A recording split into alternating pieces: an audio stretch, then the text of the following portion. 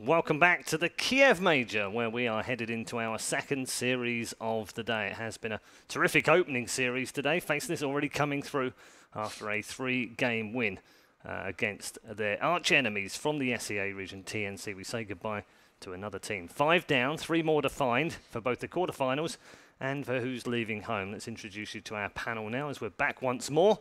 Good afternoon. Welcome to the panel. Fogged, Alwie's back with us and Conrad's back with us once more. Everything okay? You all good? Yeah. Enjoy the first series? Yeah, I think we maybe had like a record broken, highest maybe Essen shift stacks in a program. Absurd. Yeah. Yeah, Molina was saying he thinks even in a pub he's only ever seen about 60. Yeah, I don't think I've ever seen that many. I hope we get another game kind of like that coming up in this series, but I don't think it'll be Essen shift stacks. I think it'll be more like last hits on a Naga or an Alchemist or something like that. So Could well be. Yeah, it's an interesting matchup, this one, isn't it? 2 previous champions, Boston Major champions versus TI6 champions. They've had very different roads to get here, though, and they're in very different states. One of the interesting thing is that Team Random have played more heroes than anyone else in this tournament. Not really that much of a surprise, Conrad. I mean, truly living up to their name, I guess, you know. Unfortunately, they did fall to Thunderbirds. I think they did play, correct? No. Thunderbirds. Sorry, OG and It's all right. We can fix it in post. Yeah. Long story short, OG and Team Random did play, and I believe OG ended up taking the series, and that does set a certain tone, I think, coming into this next game. OG obviously being the most recent champions from the Boston Major, and I think, you know, they're a team that, especially they didn't have maybe a group stage where they thought they were going to defeat everybody, but I believe, you know, here they're feeling very confident coming into the main stage. How much are they going to worry, Curtis, about having matched up against IG in just the second game of the group? So that was a little bit unlucky, wasn't it, really? It is. I think Team Random had some very hard matchups if you look at their group stage. They had to play OG, they had to play VP, and they had to play Newbie. And Newbie didn't do as well as I think a lot of people had expected or hoped, but OG and VP are very, very tough teams. Yeah. Fogged, in terms of the way that they stack up against each other, it's very interesting, but OG surely go into this with a lot more confidence than Random do. I do think so, but at the same time, in their series that they did play, it was a very contested series. Random Random almost took the series. They played like a 60-minute game in that last one, and it was pretty much a super farm. Like it was like Broodmother and Ember Spirit and stuff versus like a Naga Siren. So I feel like maybe OG isn't as happy as they wanted to. Just like the group stages were not showing as dominant as everybody put them as. So. Yeah. The strange thing about Random as well is that we haven't really seen much from them since they won TI. It's almost the curse of winning TI, isn't it, sometimes? Yeah, we've just seen them do maybe some like clever little strategies like their Invoker, Brewmaster, and stuff like that. But other than that, it's kind of just been a bit lackluster, I feel. In terms of results. Yeah. Okay, we're going to get more from all 3 of you in just a moment, but it is time to introduce you to our 2 teams. They are ready to come out into the arena in Kiev.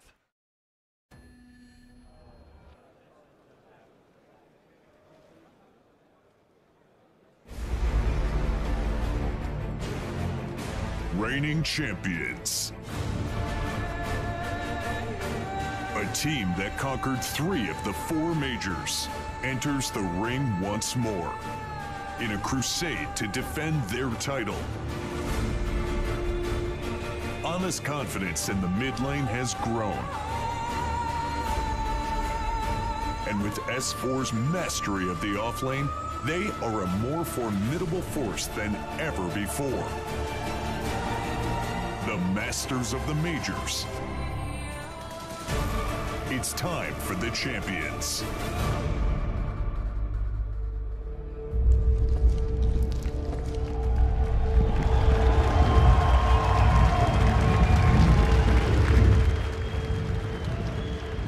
Welcome on stage, OG.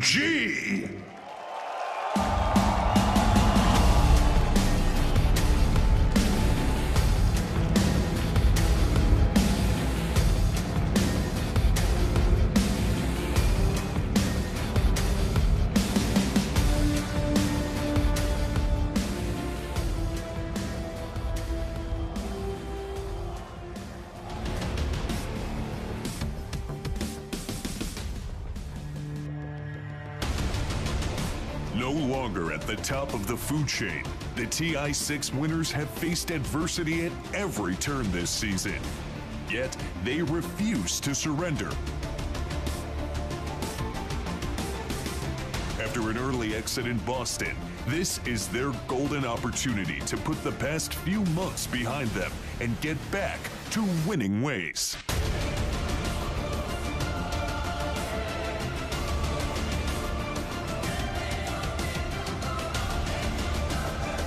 Playtime's over.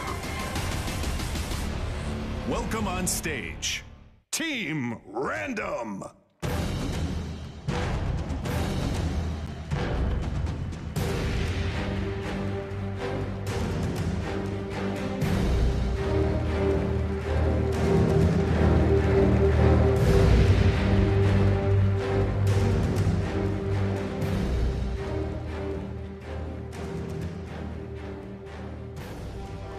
Okay then, Team Random, TI6 champions versus the Boston Major champions OG, going head to head on the stage as well as in the booths, as well as in game. Plenty to discuss, and we'll get more from our panel members in just a moment. But first of all, let's hear from the man of the moment, who is with Shiva just before they entered the round of 16. Here with OG Fly. How are you doing today, Fly? I'm doing good. Right, you've won 3 so far. Is this any different? Do you feel still special for a major? I would say it always feels different for me every major because it's also a different location every time, and this is also a different team. Obviously, like Boston, we had the same roster, but it always feels different, and it's always a new challenge for me. So it's pretty nice. Do you try to boot camp on different locations as well to keep it new? Not exactly. It kind of just so happened that we went to Austria. Because well, Red Bull helped us out, and that's pretty much where their headquarters are, so it was easy for them to hook us up. So, I mean, we usually boot camp close to where we are going to actually have the competition. This time it was Austria. I've never been there. Cool place, though. Yeah, I saw the videos. Yeah. You went hiking with the team. Yeah, we went hiking. We did some fun stuff. It's good to sometimes take your mind off of Dota, and then it kind of, like, you kind of long for playing Dota again. You know, you take a little bit of time off, and then you want to do it more. So it definitely helps to kind of relax yourself and then go into it. So you feel a successful boot camp? Yeah, definitely. I think we tackled some issues, but we learned a lot, and we also know we still have a lot to learn after it. But it was a fun boot camp for sure. Right, because you know, going into a major again, do you have other ways of keeping it fresh, keeping it new, having maybe different training routines that you normally do? It always does feel a little different to me. Like everything is related. Like the only thing that's the same is that you're kind of just playing the same game still, but the game is still different. Yes. So I think it's related a lot to the patch because Dota changes, and then there's new exciting things, new heroes, new ideas, and that kind of keeps it fresh for us. So in terms of training routine, it doesn't change too much. Obviously, we do we improve on certain aspects of how we train and what to look out for. But it's mostly the game that keeps us fresh in the end. All right. How do you rate your current form compared to going into Boston? How do you think your chances are? I think we're still very strong. When I look at Boston, I think some of the other teams at Boston did not find themselves yet, and we just hit like a stride during Boston where we really found what's good for us. And coming into this tournament, I think we're still in this process of learning the best way for us to do things, but I think other teams here have already found their way. So I think there are more strong teams here because they know themselves better. So I think overall the competition this time is going to be even harder than last time. And you're a veteran as it comes to Dota 2 tournaments. Do you get any nerves or jitters when you walk onto the stage and into that booth? It's always kind of fun to like have a full crowd cheering for you, or sometimes not cheering, but usually cheering. It's always a special feeling, and you might get like a little nervous in the very beginning, but as soon as you jump into the game, usually it disappears from me. Even if after I've done this for such a long time, you still get a little like, I'm not sure if like you call it nervousness or like it's some excitement feeling, yeah. And it still happens, and that's one of the reasons I love playing and competing. It's a special feeling. What is your most prominent memory that you have of your very long Dota career so far? I think the best memory I have would be the Manila Major. I think that was first of all, an incredible tournament, probably my favorite all time. I think the people there were amazing, and they made the tournament incredible. And playing in front of that crowd and also winning was an unforgettable experience. You know, you have played a lot of tournaments coming in as the underdog. Better yet, against all the majors that you've won so far, you weren't favorites going into that. I think people are now, you know, they're okay with OG not being underdogs. Everybody is expecting you to perform well. How is that impacting you? I would say that being an underdog is better, or sometimes not even being an underdog, just being under the radar. If you look at teams here like Virtus Pro and Secret, who didn't really have the spotlight on them, but everybody knows they're good, but they're kind of flying under the radar now, and people are looking at IG and also us. I think they have the advantage, these teams like Virtus Pro and Secret, because it relieves pressure off of you, first of all, and it allows you to just play better. Like if everybody's looking at you, you also feel this. Even if you're gonna tell yourself, whatever, it doesn't matter, don't care what people think or what they say about you, it still gets to a lot of people. And that's why Dota is a lot about a mental game in the end. Like the team that's mentally strong, if they're gonna be the favorites, they can still break through this and still stay very strong. But if you're the favorites, what happens, like for example at TI, sometimes the pressure gets to you, and this happens to a lot of teams, and a lot of teams I think are not mentally strong. It's something everybody is, I'm sure they realize it themselves, and it's something that they have to work for, but it's a really hard area. Do you feel like there's a lot of pressure on you right now for this major? I think there is pressure, but not that much. I don't think we're considered the best team here, which is great. I love that. But definitely we have eyes on us. I think we're in a state where we're kind of in between. We're not exactly the favorites, but we're definitely high up there. But, you know, so I would say we're looking pretty okay for now. And like I'm feeling pretty good myself about the whole situation. I think we've also learned a bit more on how to tackle this whole stress and pressure thing a bit better, but we're still learning. Now, at the Boston Major, it was No Tail that said that nobody can beat OG in a best of 5. Now, granted, that best of 5 in the finals, you won that one. But afterwards... we lost a couple. Yeah, I think, you know, we were just feeling good back then, but we definitely lost some BO5s and we learned from it. I still think we can beat anybody in a BO5, but we'd also lose to all the good teams in a BO5. Yeah. So... Can you talk to me about DAC in specific? I mean, that was a team that you've previously beaten in the same tournament, and then the finals looked fairly one-sided.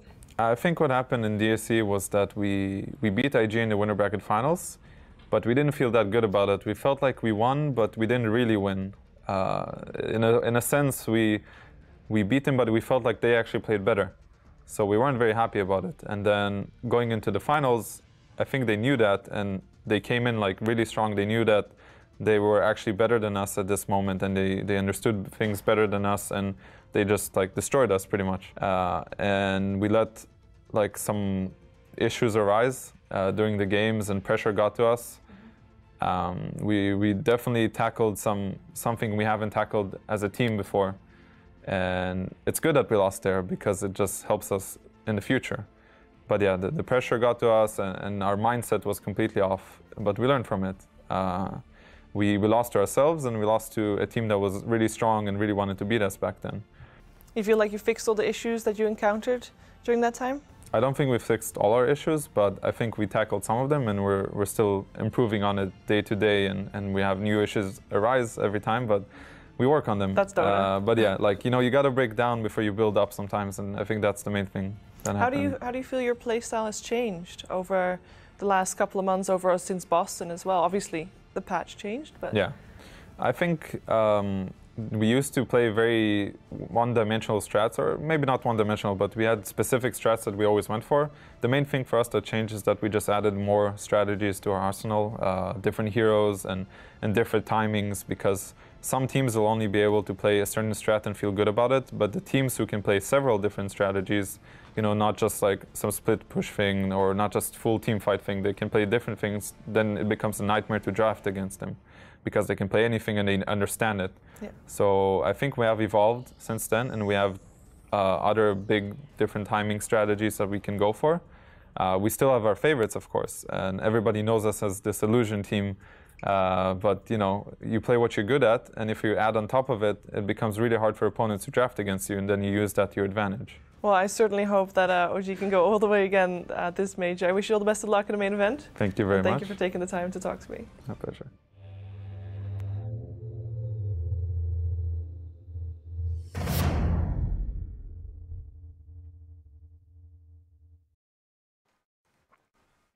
There we go, Captain Marvelous, Captain Fly of OG, a man who has led his team to 3 major championships out of the 4 that have already been held. It's an incredible record and a partnership which dates more than 1,100 games with no tail alongside. That kind of experience, comrade, you can't buy that, can you? No, you can't. I mean, those 2 guys have been playing together for so long, and it's funny because I remember when No Tail was on Cloud9, they weren't playing together at that time, and that felt like a really long period of time, but suddenly, they're back. I've really been proud to see how OG has developed as a team since after that event. It's not like they've had it easy either, Curtis. They won that Frankfurt major from the lower bracket. They then had to come all the way back through after Shanghai's disappointment and then win Manila. You heard Fly say it was one of his favourite tournaments ever. They win that, go into TI as the favourites, doesn't work out. Then they have to bounce back again, and they have to go through a lineup change as well, having lost possibly the best player in the world at the time. And yet they're still able to come back and win a major. It's impressive, isn't it? It's incredibly impressive. I think it's a testament to just the strength of Nota and Fly, not just as players, but how they think about the game, how they can evolve their ideas, how they can teach their teammates their ideas. And in the history of Dota, OG is definitely up there if you're thinking about most accomplished teams. Legendary team already, even though they've been around for 18 months. It seems longer somehow. How have they only been here for 18 months? It is pretty absurd, but these 2 have ties dating back 7, 8 years, maybe more than that now. Like, these 2 have just know each other completely. And also, not just that, they're very friendly. They're very easy to approach. And I'm sure when Anna joined in, that was probably like the biggest thing for them to build up his confidence. And they've done such a great job at that. They have indeed. Let's turn our attention to their opponents. They were formerly Wings Gaming. That's what you'll have known them as in 2016 and 2015 for that matter as well. Champions of the International last year on the back of some very, very odd drafting and crazy hero picks, and you just didn't know what they wanted to do. The fact that they've moved away from Wings and called themselves Team Random seems kind of appropriate.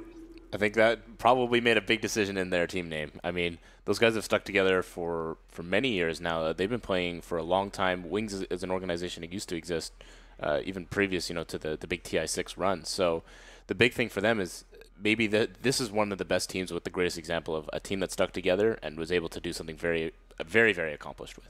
It does make a difference, doesn't it? When the teams stick together and that longevity. We've seen it with Mouse Sports as well through the Adfinum run that they had. Potentially a tier 3 team back when they first started and have come all the way through to be runners-up at a major. I think it's always an advantage when you can stick together. You build on your own ideas. You don't have to when you get new teammates, you have a lot of fresh ideas come in, but you also have to teach each other for a long time so you can adapt to your different play styles. I think Team Random, I believe 3 of them were in college or school together or something, and then they started playing Dota together and then became TI champions. That's amazing. Power of friendship. Power of friendship. Zephyr. In terms of where they are right now, it's not a great place, is it? I mean, when you look back at their results, they had some relatively good results just after TI. I think there was the cruise ship thing that they did and a couple of other bits and pieces that they were good at. But since 7.0, their results have been very poor. Gone out of, even Boston Major went out first round, obviously, to EG. DAC went out to EG again. Must be a real pain for them when they play EG these days. But they just haven't seemingly performed. The only thing they've had anywhere near close to the kind of TI form was at Genting, which was right back at the start of 7.0. Yeah, definitely. I think, at least talking with Jack a bit about it, he was just saying that they lost some of their confidence. They're not like the way that they were last year when they won. These guys were super tryhards, and not only just that, they fiended. These guys were playing like Dota every single day, like so much, and that's what gave them the element of surprise. It's just like we can pick pretty much anything. We have strategies all with every single hero included, except for Bloodseeker, and they were able to execute it. But now, afterwards, Jack's been saying that they do seem to have some problems between them. Like we see them shifting roles. So that's that definitely does hurt. Yeah, let's talk about roles actually and talk about our matchup. We've chosen the off lane to talk about in this one. It's a key role in any game, in any matchup, but never more so than this one, surely. I mean, you look at somebody like S4, storied history, won a TI himself.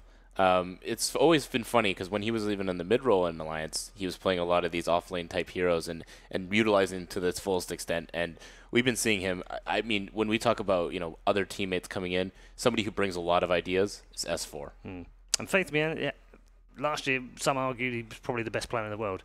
Yeah, I think he was known as that in China. Yeah. He was the best player in the world. People would say like, "Oh, trying to Nick stun auto vendetta Faith Bian can't be done." And he's just so fast. He's very precise. I remember watching this clip, like, Eternal Envy was showing me this clip where he was Batrider. He had 2 Fairy Fires. There's like 3 heroes going on him. And he was like, "Oh, they're ganking me? No, I'm ganking you." And he just pops his 2 Fairy Fires, gets a double kill. And you're like, what's happening?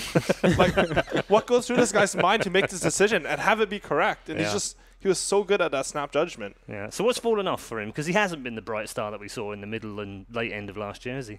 No, but I think maybe that could be one thing that does kind of maybe could hurt him a bit. He's extremely aggressive with his playstyle, but he is like the big playmaker for this team. Even some of the times where you're like, there's no way he's going to go, oh my god, he's going back in. What is he? And Pythian just like rushes in with like a sanking or something, and he's always just, I think that's probably like the thing that could hurt him is being over-aggressive in a way. Okay. To be honest, I think it's a lot of Faith Beyond sort of excelled when he was versus tri-lanes and dual lanes. And he used to do this thing called, I like to call it a Faith Beyond on our teams. He would like be Batrider. He would firefly around the trees behind the tower and then pull the wave. And he would do a lot of this more clowny stuff that, you're looking at it like, what am I watching? Is this a 3 keep up? No, it's top level Dota and it's working. And it was destroying. He would just have these absolutely incredible plays like that. All right, let's turn our attention to the draft. It is underway. Thoughts on this, Fold, in terms of where we go? I mean, we mentioned earlier on 53 different heroes contested in Team Random matches so far. Out of 11 games, by the way, which means there's a total of 55 heroes in that pool. That's absurd. That is. How do they ban against them? How do they pick against them?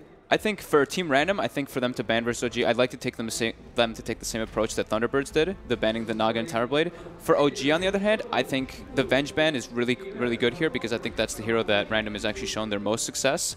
Other than that, I think it's very difficult for OG actually to ban because Team Random is a very counter-picking team. They do like a lot of different versatility and variety of their heroes, but they do like to see what the enemy team is going to draft and then pick a hero that kind of works well versus it. You think they play their own game, Conrad, here, OG? I mean, I don't know if they're playing their own game, but they're going to come with their own strategy that they think is going to be most effective against Team Random. Whether Team Random ends up, creating something very interesting with their lineups, I feel like OG is a team that's able to adapt, especially even through the drafting phase. So we do see, the Naga and Towerblade banned out. I went to Team Random's heroes page, and their top played hero is Venge with 4 picks only. Yeah.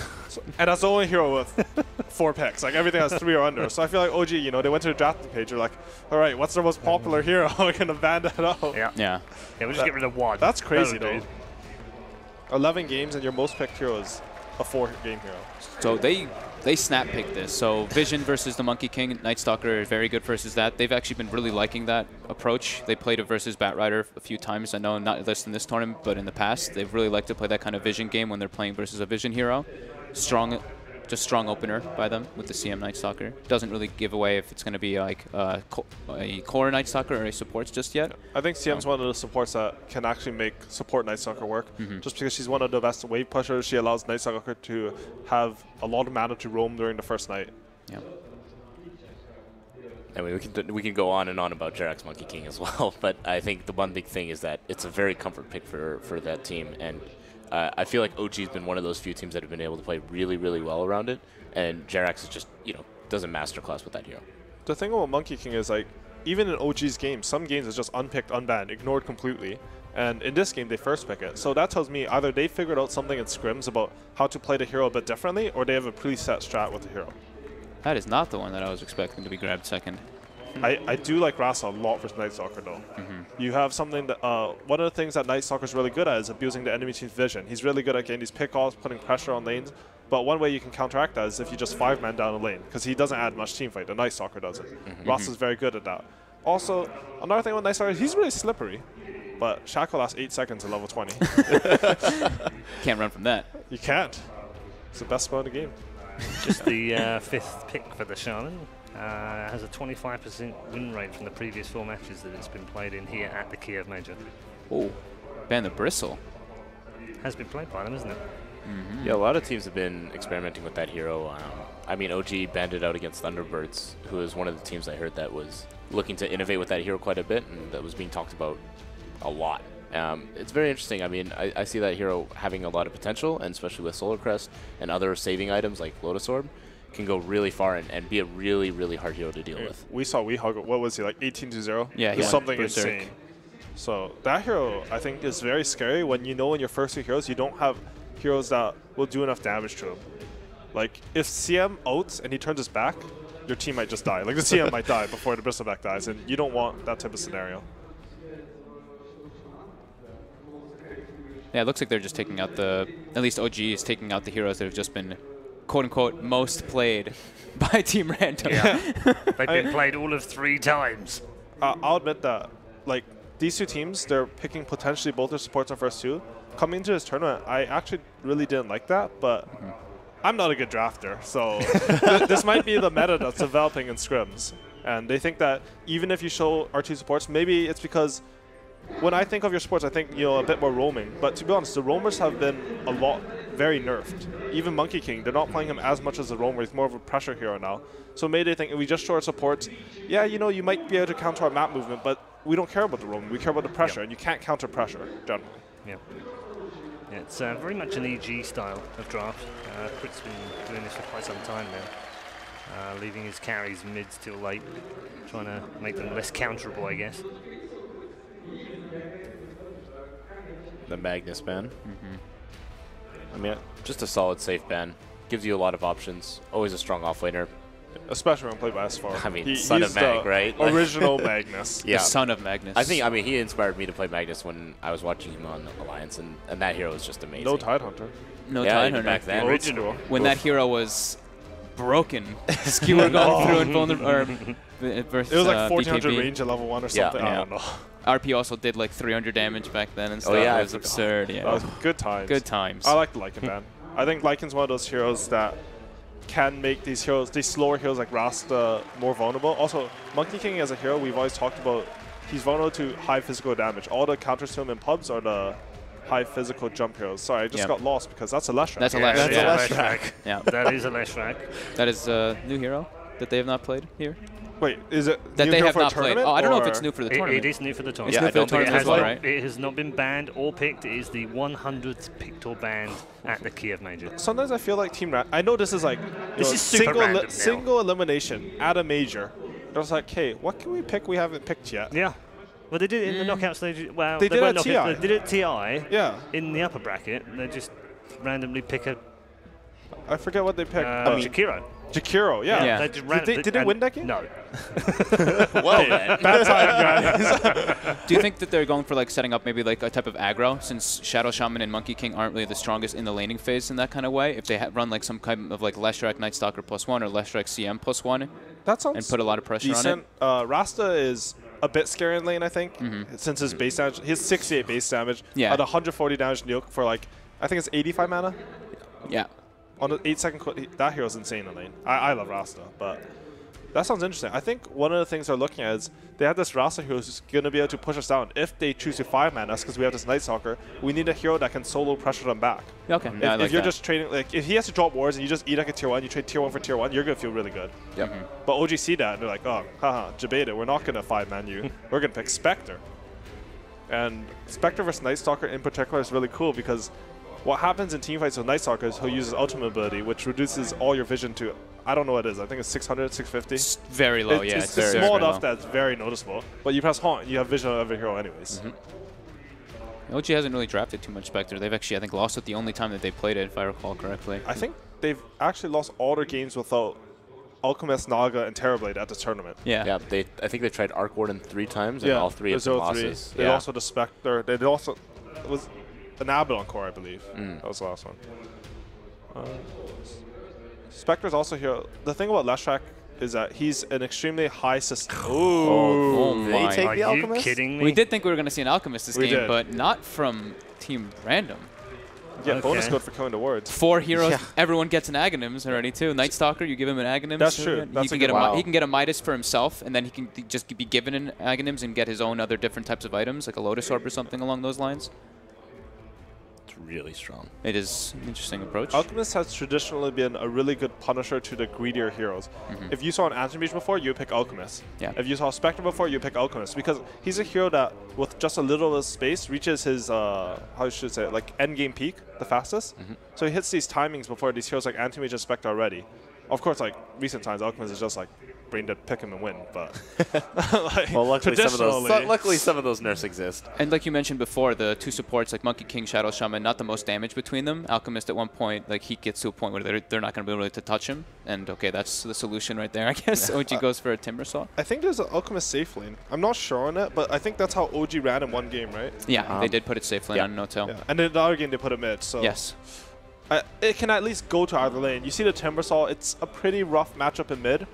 I think if you put these two heroes in a pure 1v1 now, because of before it was like Alchemist could sort of survive, but he'd be super vulnerable to ganks and get out CS. Now with the Acid Spray, I think Timber Saw wins the lane pretty hard. But with CM Aura, maybe it helps a little bit. Yeah. This helps a bit. The extra Acid Spray really does matter, especially with a small one. Good point. Although no one expects Ras to run out and shackle you. That always just kills in my pubs. I see folks like wink at me because I know he's ran up to people in my pubs and just shackled them.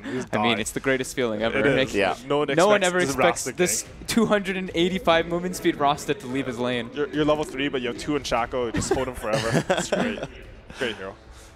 So just a fun couple of facts for you for Team Rand. They haven't won with a Night Stalker in the lineup since 7.0 launch. They haven't won in a lineup with an Alchemist in since 7.0.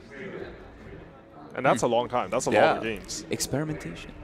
In the first round of knockout stages of a major, why not? Single elimination. Yeah. That's where we practice our Yeah, stuff. We're talking about the group stage. Here's where we're going to test our stuff. Stress! Wing's like, I don't care about testing in groups. I'm going to test it right now. One of the interesting things, I'm surprised how far Legion Commander got through. A lot of people have been playing that. A lot of people have been praising that hero as one of the first. Obviously, it's been one of the quick bans and almost one of the first picks in a lot of cases. Especially on OG. Yeah. I think OG is one of the teams that start first picking that hero like the fastest. Do you think that they've taken the view that they have no idea what random we're going to draft and therefore will react to it rather than pick the kind of things that we want to pick early and let them counter it? That would sort of make sense for picking your two supports first. Because worst case scenario, your supports get countered, you can still make good plays through the early game and have your supports have that impact. But if your cores get countered, there are games where you can't have impact. We saw that in like maybe the OD versus Medusa last game. The OD is playing fantastically, but at the end of the day, he's versus a Medusa. Oh, they go for Enigma. Yeah, Enigma for OG. I really like the Bloodseeker band, by the way. It's extremely good versus the Timber Saw, and it's something that Team Random actually does love to run versus it. It's like a lot of the times. I feel like it's something. What are the few? Yeah. I feel like it's something Team Random has run with Alchemist too. Yeah. And maybe they didn't win the game, but it's looked pretty scary, like the Bloodseeker specifically. Okay, so what do they surprise us with now? With a little over 30 seconds remaining to pick their final pick in the first game of the round of 16 knockouts. I'm watching as a spectator. I don't even know what role they need. I don't either. I look at all four of those heroes. Legitimately, no idea. Yeah, they could have any role. Okay. All right. Okay. Thank you. I Pick still up a don't know Weaver. what the That's a roles little are. bit, Just a little bit more standard, I would guess. It's a Faith Beyond Night Stalker. Alchemist with Weaver, the Aghanim's time lapse. It is good. Yeah. That's the one thing that beats the 8 seconds Rasa Shackle. Yeah, in order to get out of the black hole as well, you can always just like time lapse if the Alchemist is on the high ground sieging. So pretty interesting. Very fun draft indeed, as we've come to expect from Team Random, which means I now have to put all three men on the spot for predictions. I think I got. How much fun are you guys having now? How random is this?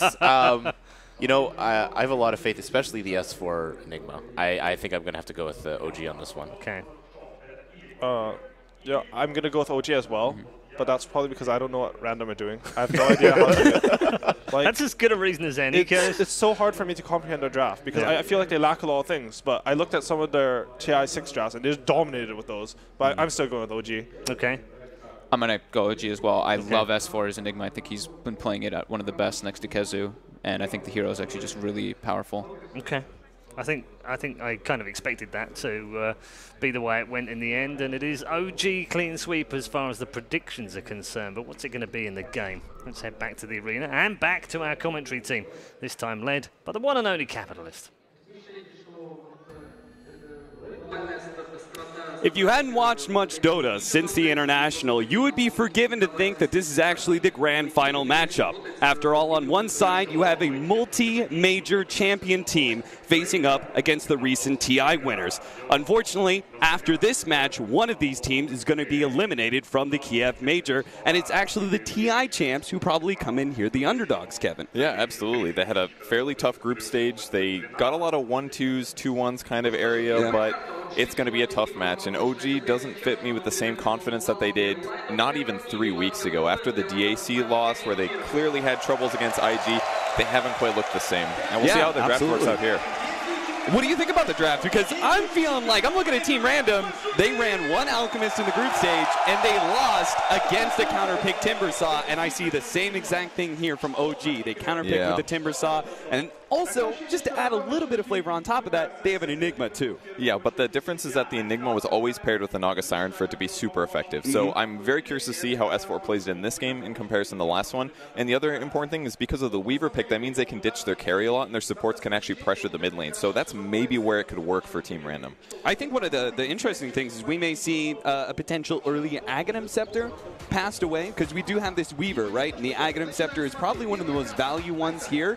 He's already going to have issues against some of these heroes, so will Leshrac, for mentioning that. He's also kind of counterpicked, right? Leshrac going up against a Spectre, that's also going to be dangerous. I feel like many of these cores from Team Random are going to have survivability problems against the OG lineup. Yeah, that's absolutely a possibility. Time-lapse Ags is fantastic. The only downside is that it always has to be the Alk in the front line getting hit. But they have great Ags heroes to put that on. Night Stalker could be really crucial this game as well. Very good at getting spotting out enemy heroes. They can see where the Black Hole's going to come from, where the Monkey King is. Things like that could change the fight if they initiate properly.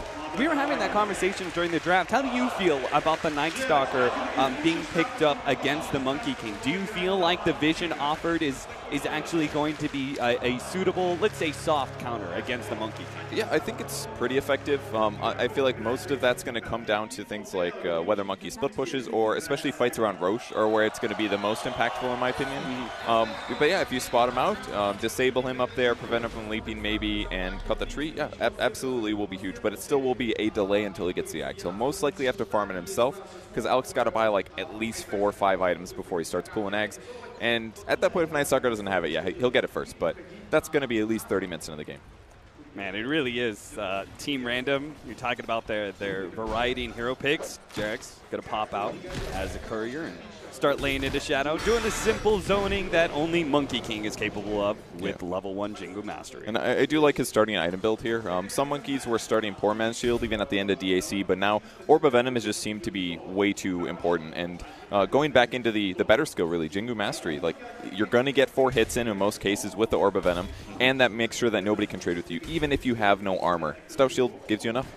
Yeah, especially an Alchemist, right? Not really known to be a heavy hitter in the beginning of the game, so Shadow's just going to have nothing, pretty much, in this laning phase until Monkey King eventually leaves him. Meanwhile, bottom lane, we do have S4's Enigma, who's granted a 1v1 against the Weaver, which I imagine won't be too terrible for him, as Random are actually going to be running an aggressive tri-lane. Crystal Maiden, Lashrak, Ice seems to be kind of wandering around, might be dealing with Jarek's right now, but there is a lot of threat on the table, it seems, to deal with the Spectre in the laning phase. Yeah, the Crystal Maiden and the Lesh actually did smoke to the top lane at the start of the laning stage. Like after the Bounty Rune kind of a timing, didn't get a kill, and now he's got to go mid because the Alk was having such a hard time there. So Faith Beyond will have a pretty good lane with the 2v2 here, and CM will do her best to interrupt Fly's ability to get last hits and pulls off, but I think the start that Monkey King created for Anna is already a huge advantage.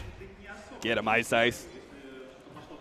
Lay down the Disco Pony? Yeah, Disco Pony, baby. I'm really curious to see how the Lesh works out this game as well. Hasn't been, I think this is the first Lesh pick of the tournament. He's being played as a support. And historically, the way Lesh works is you either become a core or you chain feed mercilessly because you don't have the items, you don't have the HP. But I'm curious to see how well Diabolic Edict works. It's a great ability for trading. It's going to be really effective actually against Jarex. Not to mention he can also break trees with Split Earth to try to catch Monkey King. So there's some cool things about it, not to mention the Alk Eggs pool that could eventually come. Could be impactful, might feed, we'll see. That's probably going to be like a super late game pickup if we see it all, right? There's probably going to be some What do you think is the highest priority Aghanim Scepter? Do you think it's a Weaver, or do you think Weaver. it's like Night Stalker? I mean, like I said, if Night Stalker doesn't have it yet, you give it to Night Stalker, but I think Weaver's easily the best one just because the stats are perfect. The hero just wants to get more tanky so he can time-lapse himself, and then now he can start time-lapsing Alchemist, anybody else that gets engaged on. So definitely Weaver #1. Wine's going to be playing off of the off-lane jungle, it appears, and is going to be kind of bouncing back and forth between this top lane. They want to make sure that No-Tail is not able to get much out of this laning phase because, as we talked about, the Spectre should be able to make a lot of damage happen to these enemy supports. They should just be kind of like constantly being fed away to this Spectre if she can have a good start and actually start this game with a lead. Mid, again, Shadow going to be threatened by Ana. He's having a great start, 21-4 on the CS chart compared to the 14-0 of Shadow. And he's still last hitting very well despite the Leshrac sitting mid for the last few minutes. Ice with 1 point in Edict, 1 point in Stun, but it's just so difficult to actually deal with Ana or zone him for Ice. So I feel like in some ways he's just hurting Shadow's experience gain, but I think that's all right because really Alchemist is about the farm a little bit more than the experience. You know what I noticed is No-Tail is, they're actually going to have a go here onto Faith Beyond. Faith Beyond going to throw out that nuke onto Fly, trying to get away, but it looks like there's just going to be too much slow for him. The 4-minute nighttime is coming up, but it's not going to be fast enough. Fly is going to be the one who picks up the first blood, hopefully getting him some much-needed boots. Yeah, he went for the safe play there. He maybe could have done an Ether Shock to get the kill, but opted to go for Shackles instead to guarantee it. That's why he was just simply walking instead of auto-attacking. And a really nice pickup to start the game. It is first nighttime, though, so it's going to be a bit easier for Faith Beyond. And he picked up level 4 in the first 1 minute. Ice. He thought he was going to be able to wrap around and catch out S4, but Jerix TP's in, immediately spots him while sitting on top of the trees, and they jump down to claim the second kill of the game. It's just the Lesh problem, basically. If they go on you, they're going to know that your stun's coming, and the delay is so big. So straightforward kill to kill Lesh.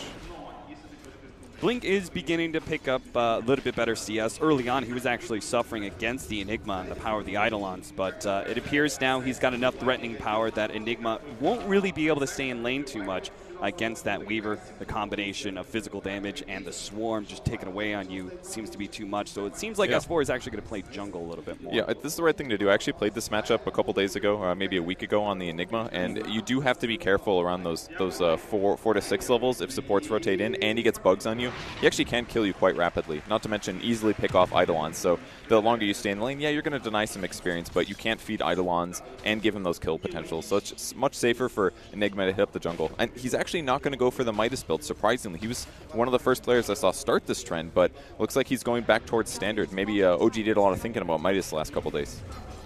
Yeah, it seems like they were investing pretty heavily in the Midas' group stage. No-Tail silenced up, slowed down, not able to get off the Spectral Dagger just yet. Finally gets it away into the trees and will manage to get out. No-Tail, once again, dealing with the pressure very well. I've noticed this about him. He always gets his CS, and he seems to always be able to survive through these games. What a cheeky little play here from Ice. I wonder how long it's going to be until OG notices what's happening. Oh, he's doing this?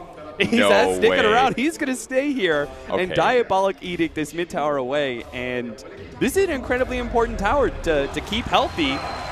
This is an older trick. I mean, I saw this on Reddit like months ago, but this is a pro game, man. Like, he's like, all right, surely that was actually like the tower's full HP. He just did 1,000 damage to this. Was this 2 Diabolic Edicts?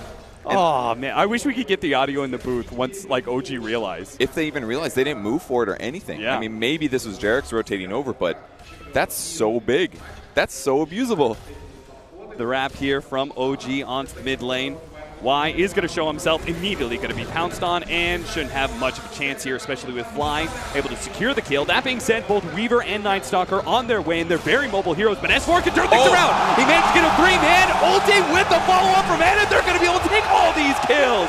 S4 comes in big time and says, I do not need a Naga Siren to set me up. S4 runs right into Ice, though. Maybe he can get at least one turnaround kill with the help of Innocence as he's back to life. A small bit of vengeance for Team Random, but it won't outdo the damage done in a big sweep by OG in that mid lane. Man, 3 heroes in a black hole at 7 minutes. That's just amazing. And things looked pretty bad for OG there. Jerix didn't get his Jingu Mastery from the CM kill. He was about to get the hit off. He didn't. Ana got very low. But that black hole, man, what a tempo setter. Who cares about the tower at this point? Yeah, absolutely. OG asserting their dominance, bringing so many heroes to the mid lane to ensure they have a successful fight against that Alchemist, start shutting him down. And it was so early, too. That's the best thing you can do. Hit 6, use Black Hole, wait it out, and they're going to get the tower. And it's the first nighttime. Yep. Ice. They just They figured it pop out. it now. Anna's like, oh, Jesus. My tower's almost dead. It's going to go into deny range here pretty quick. Top lane, in a sense, tries to go on to fly here. No Tail kind of intercepting Faith Beyond. And that tower's dead. Yeah. It's got 43 HP left. That's actually insane. They just realized it right there. Ice wasn't too greedy the first time. He did 2 edicts. But, I mean, it's early game, right? Towers are going to get attacked. Your eyes aren't going to be everywhere. The game says your tower's under attack. Who cares? Oh, some tower took 1 hit, right? That's what you expect. And instead, they just lose a tower at the start of the game when they're losing. It's insane. Look at this. CS4. He was coming in nice and early. He sees this fight. He sees the TPs. He's like, oh, baby. The way he approached was so smart. And going through the trees. Right.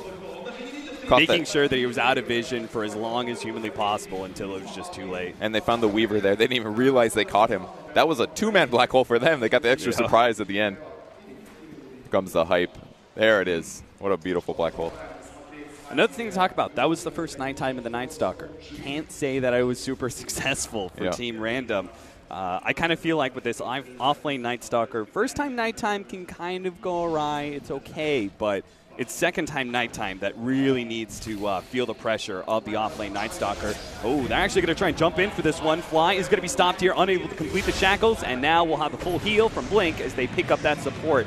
No Tail is deep behind the tower. He's going to TP away, so it looks like OG may just have to give up this safe lane tower, but if you look at the other sides of the map, bottom lane being controlled by S4, mid being pressured by Anna. Completely okay to abandon this safe lane at this point for OG. They're going to try to kill Alchemist, maybe. No, maybe not. Jarek's just hopping down. Ultimate used. Okay, they're still going to go for it. Jarek's, he has the ultimate too. He's going to lay it down. They're going to get a lot of damage on his shell. Can they finish him off in time? They will, and it doesn't look like there's going to be much of a rebuttal from Team Random. They just can't seem to bring the numbers there. They're already committed at the top lane, so OG starts striking on that mid tower. Man, it was actually so fortunate for OG that their mid wasn't Timbersaw, a typical offlane hero, because if that tower goes down, when it does, and you're playing Alina or something, it becomes so easy to gank you. But instead, he can actually just frontline, still push this tower, and equalize that deficit. Jarek's seeing if he can maybe catch another Team Random member as they get a bit too close to that tower, but it does go down. The added plus side, right? Their tower did go down early, but they managed to deny it. Yeah. OG just picked up Team Random's tower and claimed the full bounty. So OG really not missing much of a beat here. But it feels pretty good for Random as well, though. Like I pointed out earlier, Weaver's so good at just solo pushing lanes and being survivable while he does it. He can sit top lane for a long time. He does have to worry about things like Shadow Shaman, Black Hole, stuff like that, but there's not that many disables, so outside of Shadow Shaman, I think he'll be fairly safe to keep pushing this. OG's going to continue the tempo, though. They need to offset the tower advantage that Random got. No Tail's going to try and stand in front of Blink's push at the top lane while they claim the bottom tier 1. No contest from Team Random. Yeah. I mean, they've got Black Hole up. Does he have his Midas coming now on Enigma? He does? Okay, so he still goes Midas. Just picks up the Ring of Regen first. I feel like maybe if the game was a bit different, he might have gone back for Mech, or this is just casual Ring of Regen. Rotations back by OG. It's kind of a big show of force to TP the Enigma there with Envision. Yeah. A little surprised, but maybe this is done also so that they don't feel comfortable ganking Spectre. I mean, he could rotate over, obviously, but he'd rather just AFK jungle, not use Black Hole, force his opponents to leave. So maybe that's why he did it with such vision. Teams do intentionally show sometimes like that. And I feel like another big thing is that OG, they're not really too concerned about playing more of a static game, right? Like most of the time you're against this Alchemist, you feel pressured. Like you want to be able to end the game pretty quickly. But in a game like this, you're actually looking at OG's lineup. They've got a great late game hero in Spectre. They've got a great farming hero in the Enigma. Timbersaw, Monkey King, Shadow Shaman are all going to scale decently well into the mid game as well. So, you know, for them, it's like they don't really need to really be all that aggressive and hunting down these heroes. They're actually pushing into pretty deep into Team Random side of the map, despite it being nighttime, just feeling that apparently their 4-man is just stronger, no matter what, even if it is to the advantage of the Night Stalker right now. They're going to jump onto Blink. maybe trying to force out his ultimate, doesn't actually go for it, while Fly's picked up by Ice and Faith Beyond. That's going to be a little tough. He's going to have to go back and heal, but I think it was a good choice not to use it there, just because there could be a fight in the next 20, 30 seconds. Time-lapse level 1, 60-second cooldown is pretty big, actually. But with the Shrine not having regen, maybe it wasn't worth it after all. They're trying to get No-Tail. This is the person to gank right now. Oh, that'd be perfect. They've got the silence on him before the dagger. There's really not much No-Tail can do here. They still have the follow-up disable coming out from the Crystal Main. He'll be able to take that kill. Nice jump away from Blink there towards the tail end, but it does look like Faith Beyond's going to go down to Ana, and Y probably not going to make it out either. Run over by Ana with a Chakram. Last one, Ice. Turns around, Jerix not following into Ice's stun, so neither one of those two supports will end up falling. Very close. Ana's been using his Timber skills perfectly. Like, chasing heroes like that, when they know that they can see you, it can be difficult to land your abilities. This guy seems completely up to speed on Timber. He's going to have a nice and early Bloodstone. He really won't be dying anytime soon with that. The hood pickup is going to be great. There is a good amount of physical damage coming from random. You know, things like Diabolic Edict, Weaver right clicks, Acid Spray, and Alk right clicks. But it's going to be a while until the physical is actually scary. It's going to be a little bit earlier because Weaver's actually not going to be going straight into a Deso after the Dragonlance. He's going to take the earlier stop into a Medallion. We've seen this a number of times. Jerix, a little bit spotted out there. Are you thinking he'll go all the way for Solar Crest as well, or do you? I'm thinking maybe just because they're going to have such a. They need to actually have team fight potential right now. So waiting until the Desolator doesn't really sound like they're just going to miss a timing, and OG's just going to be too strong, right? They're going to have Radiance by the time you have Desolator potentially. Yeah, that's a good point. And Alchemist is going to finish Radiance way before Weaver would finish it as well, while grabbing your typical Dragonlance, tanky item kind of thing. So I actually like this a lot, especially when you think about how Alk might turn Weaver into a 4-ish position typical Weaver where you sit back and time-lapse the guy. Right. You know, going for a fast Solar Crest could genuinely make Alk unkillable in the early game if there wasn't so much magic and pure damage on OG's side. And it's going to cost him a lot of HP and all of his mana, but he will take this Ancient Stack away from Team Random. Meanwhile, Random were actually smoked out, pushing into OG's jungle. Haven't really found much with it yet. It looks like they're going to be able to catch S4 here, slow him down, but the TPs are going to be coming in. Is it worth it to be able to chase down this kill? They're immediately going to be stunned up. Two-man stun by Jerix. Faith Beyond is gone already. They pop out the time lapse from Blink as he runs himself away, but once again, Y is going to be the leftover. Sees the extra kill that Timber saw, or actually No-Tail will be able to claim instead. That is actually great. The Spectre could use a little bit of boost in net worth at this time. I mean, the Enigma kill is great and all, but it seemed very, very, very over-eager there to go for that dive. Yeah. Especially with Haunt, the Spectre is always going to be there, and all it really takes is maybe one more hero on top of that and you get a kill. Oh, Jesus. Blink with this extra minus armor almost finishes off Fly despite an instant TP from the Shadow Shaman. That hero does not have a lot of armor. No. Very good base strength, actually. One of the very interesting fact about the hero. Normally seen as squishy, but got to do something to compensate for that incredibly slow movement speed. Yeah, that's true, actually. Oh, good luck, Shadow. That one's going to have to pay for that one. Jerix is being quite the nuisance for this Monkey King. We talked about how Monkey King's laning phase can kind of be hit or miss, and I feel like Jerix has kind of done everything he needed to so far. They're going to try and slow down Shadow here. He's messing with them. Yeah, I think he's just trying to like make them a little bit scared. He's actually going to throw out the ultimate. Now the heroes are coming in soon. No-Tail throws out the dagger. Shadow is pretty tanky. He does have that armlet to be able to toggle on and off, but the Urn is on top of him now. They do have Y trying to slow down these heroes, but ends up getting cut down nonetheless. No-Tail in some trouble. Double control. He's going to fall, and Ana actually misses his chain, and the magic damage just rips him apart. S4 is here, though, and he does have an Invis Room, but it looks like he's just not going to be in position for a good black hole. The damage is no longer there, and OG are just falling apart now. A team fight turns terrible for them, and they're going to be able to wipe every single member of OG. Man, OG, they really thought they had that, and Jerix did such a good job slowing down the Alchemist, doing the first disable, jumping back into the tree, then going for the ulti stun, but they just didn't kill him in time, and they overestimated how much damage they would do, whether or not they'd be able to kill the Alk, and they did all this chasing, very long chase, and in front of an enemy tower. Random played great there to basically just chain disable their opponents, and No-Tail maybe was the first domino falling in that giant cascade of OG feeding. This is something that is going to be unique for both the teams. We don't normally see this, but both teams have a support that actually puts a lot of pressure on towers. So when you lose a fight like this, it's actually so much more than your regular game of Dota, because we're going to have this Leshrac or this Shadow Shaman being able to push down some of these tier 2s nice and quick when you lose fights like this. They almost didn't even get Shadow there. He had to go for an armlet toggle, but the Urn and maybe some of the Spectre reflection damage guaranteed his death, and Anna missing the Timber Chain. Maybe he hits it, maybe he still lives, not sure, but... Yeah, he didn't even pop his hood there. Yeah, a bit of a mistake for sure. I'm sure he still dies either way. But yeah, most likely. Buys his team maybe a couple more seconds. Very smart for Blink to hit the back line rather than going on the guaranteed dead targets. They just played that fight perfectly, but it certainly was OG getting overly aggressive. They could have played a little bit more safe there. Maybe they feel like they have to pressure because they know that Alk Radiance is almost up, and I guess they did delay it for a bit, but it's flying out now. And we actually have Blink not completing the Solar Crest, instead picking up a Diffuser Blade. I thought if he wasn't going to get the Solar Crest, then maybe the Lincolns would be an idea, but... this is great. I like it. I mean, if he goes Solar Crest, his damage is just going to be real mediocre, and it's only good if he uses the Solar Crest. And there's enough magic damage where it might not even keep him alive. He had to get at least one more damage item before going back from it. Diffusal is one of the best items on Weaver right now, just because it drains 50 mana per auto attack. So with Geminate, he's going to be able to rip through Spectre, Enigma, Timbersaw as well. Yeah, Timbersaw could have some mana problems because of that one. Jarek's quick jump away, but they may still be able to catch him out. Faith Beyond does have the vision.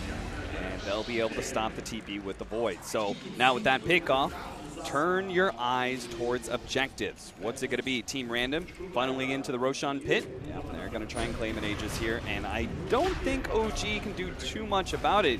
Monkey King is probably one of their best heroes for being able to fight around the Roshan pit. So him being the pickoff kind of works out perfectly to Team Random's favor. Yeah, so Aegis goes towards Random right now.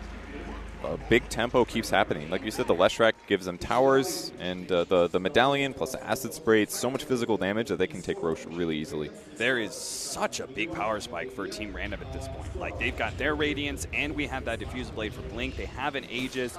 It seems like Night Stalker, I think, like, this is one of his stronger periods of time. Obviously, the next one's going to be when he has Aghanim Scepter.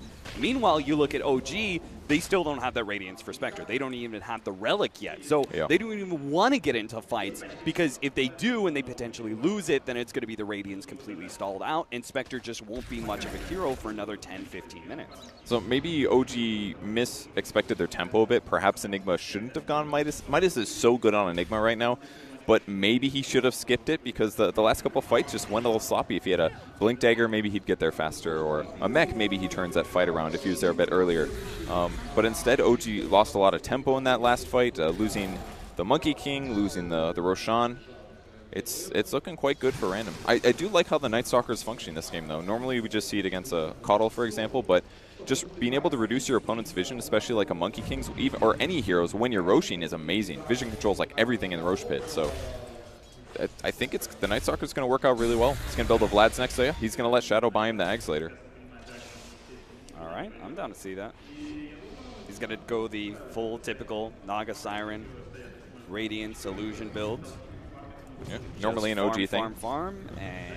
And speaking of that, though, do you think Team Random should have any more Hanamiduses, like, for example, the Leshrac or something, because Alchemist is going to be taking up so much space? Or is it the fact that he can give away the Aghanim Scepter that it's in some ways acceptable to be a little bit under-farmed when Alchemist is taking so much space? I'm not too concerned about... I mean, a lot of these heroes, Midas is very difficult to handle. Leshrac absolutely doesn't profit from it. CM maybe does in a strong way, naturally, is what I'm trying to say. And yeah, there is less farm, but I think just Night Stalker alone is a healthy fit for Random. They don't want to get too far behind, and they want to make sure they win all their fights, and actual items do that a lot better. OG are still trying to pressure here. Shadow takes a lot of damage. He's dead? able to finish him off. Chakram is going to be enough. Now, Anna is in deep, though. He already has the weed bug. Yeah, he's gone. Bugs are on top of him. It's too much for him to handle. They're going to be able to clean up the wards as well, which is basically another hero bounty. Yeah. If you're able to get the last hit on all of those. They missed about half, so I think OG getting some advantage in that fight, I guess. But killing the Aegis is huge. Anna definitely could have suicided, should have suicided, but gives a bit more gold to his opponents. And a little farm comparison here. S4, way higher farm, but no surprise there in the slightest. One of the best farming heroes. Unable to get away here. Gets perched up, unable to jump to the trees before the damage takes him. that was punishing as well. He was at 1350 gold towards his Midas, so it's like getting killed right before your relic. Tough for Monkey King. Got a double damage for Blink too. So this is go time for Team Random. And even Ice is feeling confident pushing lanes. Leshrac is amazing at that. So OG consistently has to just counter push lanes, put their tanky heroes in the front, and hope they can be the ones that can survive any pressure, as Random just farms the greater half of the map. Yeah, it's funny how confident their supports feel to be able to push out lanes or be isolated in some way against a Spectre. Yeah, that is weird, actually. You see, like, Crystal Main just kind of like hanging out on the opposite side of the map here. I'm a little bit surprised that they're not making a go of pushing into one of these tier 2s.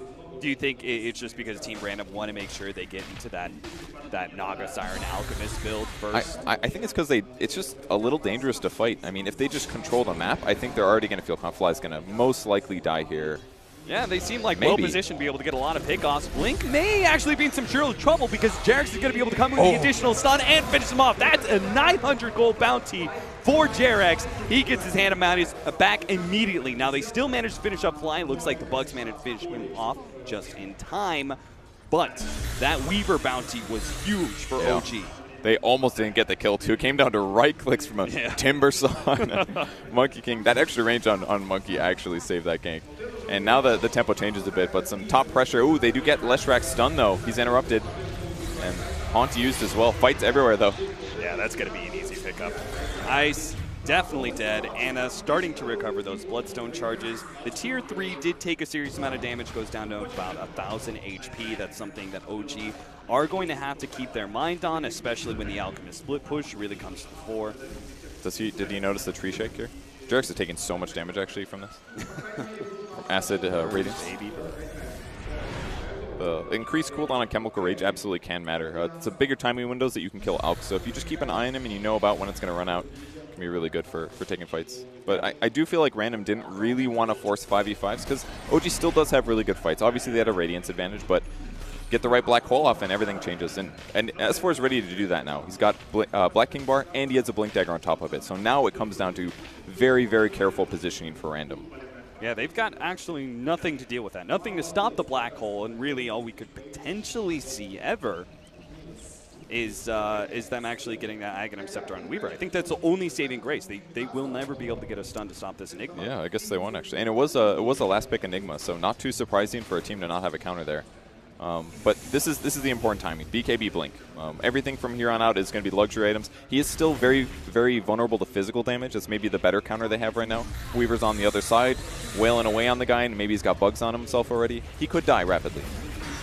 Second tier 2 tower being threatened here. They managed to get the bugs out. Jarex is going to be caught. He's brought down from the tree. They'll be able to take out that support instantly. Now the magic damage coming in. Anna might not be able to escape this one. Ice already positioning himself to catch Anna as he jumps to the tree and is going to be forced into a Bloodstone suicide.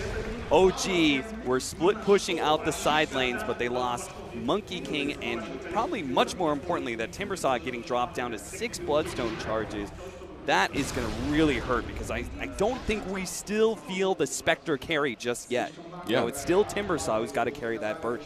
And it's very reliant on him using Haunt. Anything other than that, and he's going to look even squishier than the Timber is. Yeah. I mean, Anna's looks like he knows how to play Timber extremely well, but the heroes and the damage types that Random are throwing out are becoming extremely effective. And it's not just that, it's also the Night Stalker silence that lasts for 7 seconds at nighttime. That's very difficult to deal with for Timbersaw pre his Lotus Orb. I like this choice of the Lotus against that silence, as well as potentially now like the Yules of Ice, so he's not going to be set up essentially for that split earth. There's a lot of things you can remove. Frostbite's a huge skill that you can just fully counter. They might catch the Crystal Maiden. They spot him out, actually. But can they get a stun in time? Yep, Jarex is there. No problem. 2 heroes very eager to kill that Crystal Maiden. Got him pretty fast, so.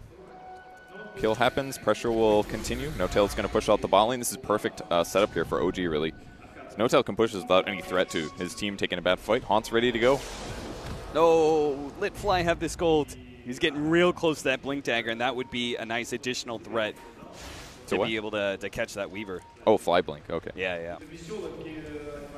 Because then, like, it's not even like Lincoln's going to really save you, right? Yeah. It's just, they pop the Hex, Hex Shackle, yeah. Especially if he goes for the extra Shackle duration. It might be a really good game for it, honestly. I've actually been thinking about the Shadow Shaman level 15 talent. What do you think? 100 range or 35% experience? I'm feeling the experience just because the level 20 talent is so good. The 25 is good, too. I love that. I've never gotten the 25, but 350 Ether Shock damage. That's like a Laguna Blade every 8 seconds or something. It's insane. That final idol on claiming the tier 2 bounty.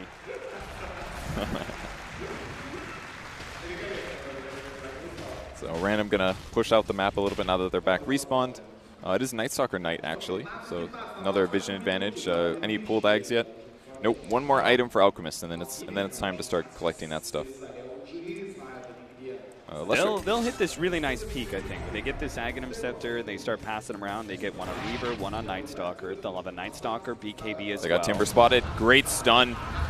Beautiful setup. They already have the silence there as well to be able to slow down. But S4 with the BKB is trying to come in, but wasn't able to use his Blink to be able to set things up. No Tail comes back in. It looks like they will manage to take out Ice Ice. Blink with the BKB has to run away from S4 to make sure he doesn't get caught in the BKB. Shadow actually came in from the right-hand side here, trying to lay hands on Anna, but it's just a bit too tanky, and they seem to be lacking the follow-up support. So Team Random back away. That was so sick from Innocence there that he swung all the way to the right side and drops a Crystal Nova right before S4 popped BKB, stopping whatever opportunity he saw for the black hole. That was really well done. But the Soul Booster's picked up. Looks like Enigma's not going to go for the build that Kezu did the other day, which was Bloodstone immediately afterwards, which with the 40-second respawn perk at 20 gave him the instant respawn. But with that said, OG's not playing as much of a go high ground lineup. They're getting gone on mid, though. Immediately jumping on Fly, but Fly has already gotten the disables out. They're going to be able to catch the Weaver, and the aggression that from Team Random put out actually goes against them. They managed to get the jump in. S4 doesn't throw out the black hole. Team Random made the split just in time. Now wide, lays out his ultimate, immediately stopped by Jerix. Ice Ice comes in. Yule Scepter set up the split Earth. They need to be able to finish off S4 to make sure there is no play there with the black hole. Shadow still gets stunned, but it looks like they will manage to pick up Jerix as an additional kill. This time around, Team Random's aggression works out, even if they did lose the Weaver. That was a tough one. It looked really good for OG, but all of a sudden their HP just got lower and lower and lower. And even killing the Weaver in the first place was weird. Oh no, Spectre gets caught at the secret shop. Oh no, they can't afford to lose their Spectre like this, but Spectre's actually fighting out. Can he actually fight through all this damage? He gets Ice Ice, but he dies to Faith Beyond. Ice Ice making a lot of huge plays there. Spectre just walking up to go buy some items. And can they actually kill Anna here? The Lotus Orb, that's going to make things difficult for Shadow. Bing, boom. Gets knocked right back. Faith Beyond can't really help out. One Chakram, he'd probably be dead. So Shadow with the quick retreat. And 19 to 20, 30 minutes in. This is actually a pretty even game. Right now, if you look at some of the gold earned and stuff like that, we have an experience lead of 2,500 for Team Random. 10K lead as well, but that's an Alchemist lead, right? I would say this game is kind of like 50-50. Yeah, absolutely is right now. Could go both ways. I still think everybody on each team is playing fantastic. They're all doing their roles correctly. Night Stalker has been making the game really tough for a lot of heroes as well. Heroes that need to cast their spells just constantly silenced. BKB's up for him with the Vlad, so he's just going to run in and hit people. This guy's a carry now, might as well be. Team Random setting up, defending their tier 2. OG just chasing down Alchemist Illusions, wanting to be able to limit the efficiency of farm there for the Alch. He still needs to be able to pass out those Aghanim Scepter. I feel like those two Ags are when Team Random hits their strongest, and then maybe after that point, OG starts taking more and more of an advantage, simply because they have these great late game heroes. It's definitely possible. I'm still worried about Leshrac having a huge impact as well. That guy's Ags is really good. It's like 2 extra skill points in your Pulse Nova, basically. And he's farming really well, too. So he's going to have the other items to just back it up. Atos at least is going to do some good work here. Anna jumps forward, trying to chase Ice Ice down. There goes S4 with the black hole. They managed to catch 2 members inside of that one. Night Stalker's going to go down pretty fast, and doesn't look like Alchemist is going to be able to survive either. The pure damage from Anna managed to finish him off. It looks like Faith Beyond runs away with his BKB. Y zoning the rest of OG out with his ultimate, but they still want to be able to chase down Faith Beyond. What a Timber Chain on through, almost catches Faith Beyond. They just need S4 to finish him off, and he'll get it with a nuke. Ice Ice doesn't stand much of a chance to be able to finish finish off these heroes. They're too damn big. He's slowed down, chased down by Anna. Another 3 down for Team Random. Very close team fight, but this time it looked a lot better for OG. They got their crucial ultimates off in the right way. The plague, all the Serpent Wards got down. S4 was able to Black Hole Midnight Pulse on top of a BKB Night Stalker, a huge advantage, and on top of the Alchemist as well. So a lot of damage sources there for Random, just not able to do anything for the start of that fight. Team Random, they do not want to be giving up this Aegis. That's why Blink is already in position to start threatening. What a Blink. Tries to go on S4, but great reaction from him. He still has so many armor problems on S4. He needs a Shivas immediately after he finishes this Octarine, but OG gets here a little bit faster. Still dead heroes on Random, and they should be able to finish. Just doesn't seem like they're going to be able to do much, so. That's so good for No Tail here. Spectre Aegis? Indeed. Yeah, absolutely. Just run in, man. Do something stupid. Wait to save your haunt. I love the Orb of Venom pickup as well. I think I don't know if it's bugged currently. It got changed, but your illusions actually do apply Orb of Venom. So every time he uses haunt, another small advantage in team fights. You could see them trying to go on to Anna here, and him being able to get that Timber Chain off just kind of sets up S4 to get this beautiful black hole. And from there on out, there's not much they could do. Like, Blink is still trying to focus on Anna, and he's forced away through the use of his BKB. They really just like focus so heavily on this Timber Saw, and they didn't even really come close to bringing him down. They did clear out the Monkey King pretty rapidly, at least. That was one really nice advantage for them. Night Stalker responsible for that one. But OG is going to be happy with that. Aegis up means Spectre is a lot harder to gank and buys him more time to grab his next couple items. So at some point, that hero is going to just start going crazy. We have these very big zones in these team fights that OG just kind of own. Not only do they have the black holes, so basically this AoE around the Enigma is just kind of like their ground constantly, but we're going to have that notorious Monkey King Basher coming in soon. And that's going to be, that ultimate is going to be, I would almost say, like, doubly effective. Right? Absolutely. It's just, like, terrible walking into that and pretty much guaranteeing that you're going to be stunned multiple times. It's an incredible BKB counter as well, because especially if you cast it in the right place and they combo with Black Hole like they did in the last fight, I don't even think the Monkey King would have died there. All he has to do is put it down, stay alive. That part's hard against things like Leshrac and BKB cores and Acid Spray, but that's another item OG maybe needs. A lot of armor or items. Things like a Vlad's would be really effective as well. But it seems most of these guys are just building towards themselves and what they need right now. Makes a lot of sense. S4 actually going to pass up on an armor item. Going to go straight for a Refresher. Probably a good move. Black Holes win games. Absolutely. Especially since we already talked about there's no real counter to him. So Weaver pops out. Looking to chase down that courier, won't be able to get it. Instead, will just challenge the creep wave as best he can. As it is, it does look like Team Random are kind of stuck. The Alchemist is now going back for a BKB. Beyond forced to use the darkness there as an initiation comes out from Anna. Hold that range creep in place. But OG is farming the map so much better right now. Obviously, Elka is going to be somewhere getting stuff, but Look at Anna, he just feels indestructible now. Maybe they can bring him down with 4. We'll see. He's already on the half HP. A Fifth Mender comes in from Shadow, tries to Manta Dodge, doesn't work. Anna has overstayed his boundaries. Pushing in that mid lane so deep. That's nice. Creates a lot of space for the rest of OG, but can't afford to stick around too long. yeah, took a lot of spells to kill him, but another mistake, he didn't use Bloodstone, unless he's thinking about saving it. But I don't think it respawns you faster if you suicide. Am I mistaken on that one? No, it doesn't. Maybe he, like, I think he might be onto something that he could save it, though, because being able to use it in the middle of a fight could actually be very valuable for No Tail. Yeah, simply perhaps. because he does have a harder carry on the field. Okay, yeah, that's a fair point. I don't know. We'll see if that ever actually happens or not.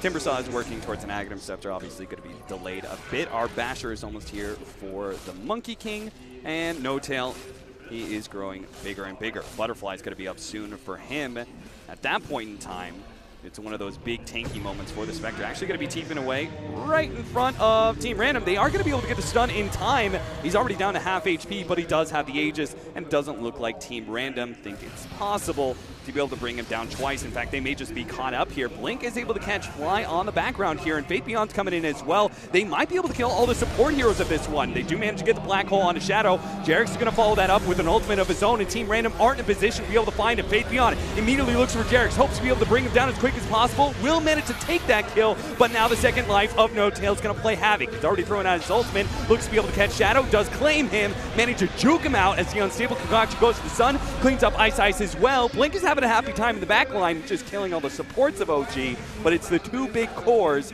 of OG, No Tail and Ana, that will remain indomitable. Yeah, the fight was not the best coordination there from OG. The Black Hole was all right, but still a BKB hero, and there wasn't much follow-up, especially because No Tail was mostly respawning Aegis during the stun duration. So they were able to trade about even, which is all right, but considering how close this game is, I feel like OG should be able to take these victories with the better teamfight heroes. Like, once again, Monkey King is still being threatened and killed during the Monkey King ult due to the Night Stalker. Like, this BKB that Faith Beyond picked up is actually won so many team fights because it guarantees that they don't have to deal with Wukong's command for 10 seconds.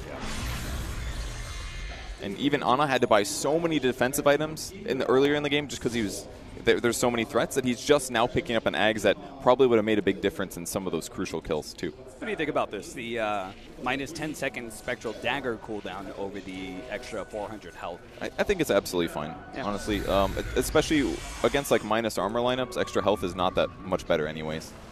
So, fight started, basically Shadow BK being ready to go. He wanted to save Spectre's life, but maybe not the right time to use that. And basically Spectre gets to do nothing in the fight other than respawn, and Monkey King getting picked off by the Night Stalker, it just made the fight very spread out, complicated, and difficult for OG to win one-sidedly. It seems like because the way like Team Random are kind of building and the way they're kind of playing out some of these earlier night times, they seem comfortable, or at least okay, with going late game here. In your opinion, who really has the better late game? We consider like these Aghanim Scepter, which they have 4 of them, 4 actually really big upgrades. Even Crystal Maidens is really big when you get that AoE Frostbite. Especially against like Haunt, you could trade ultimates really. They will be within the freezing field usually.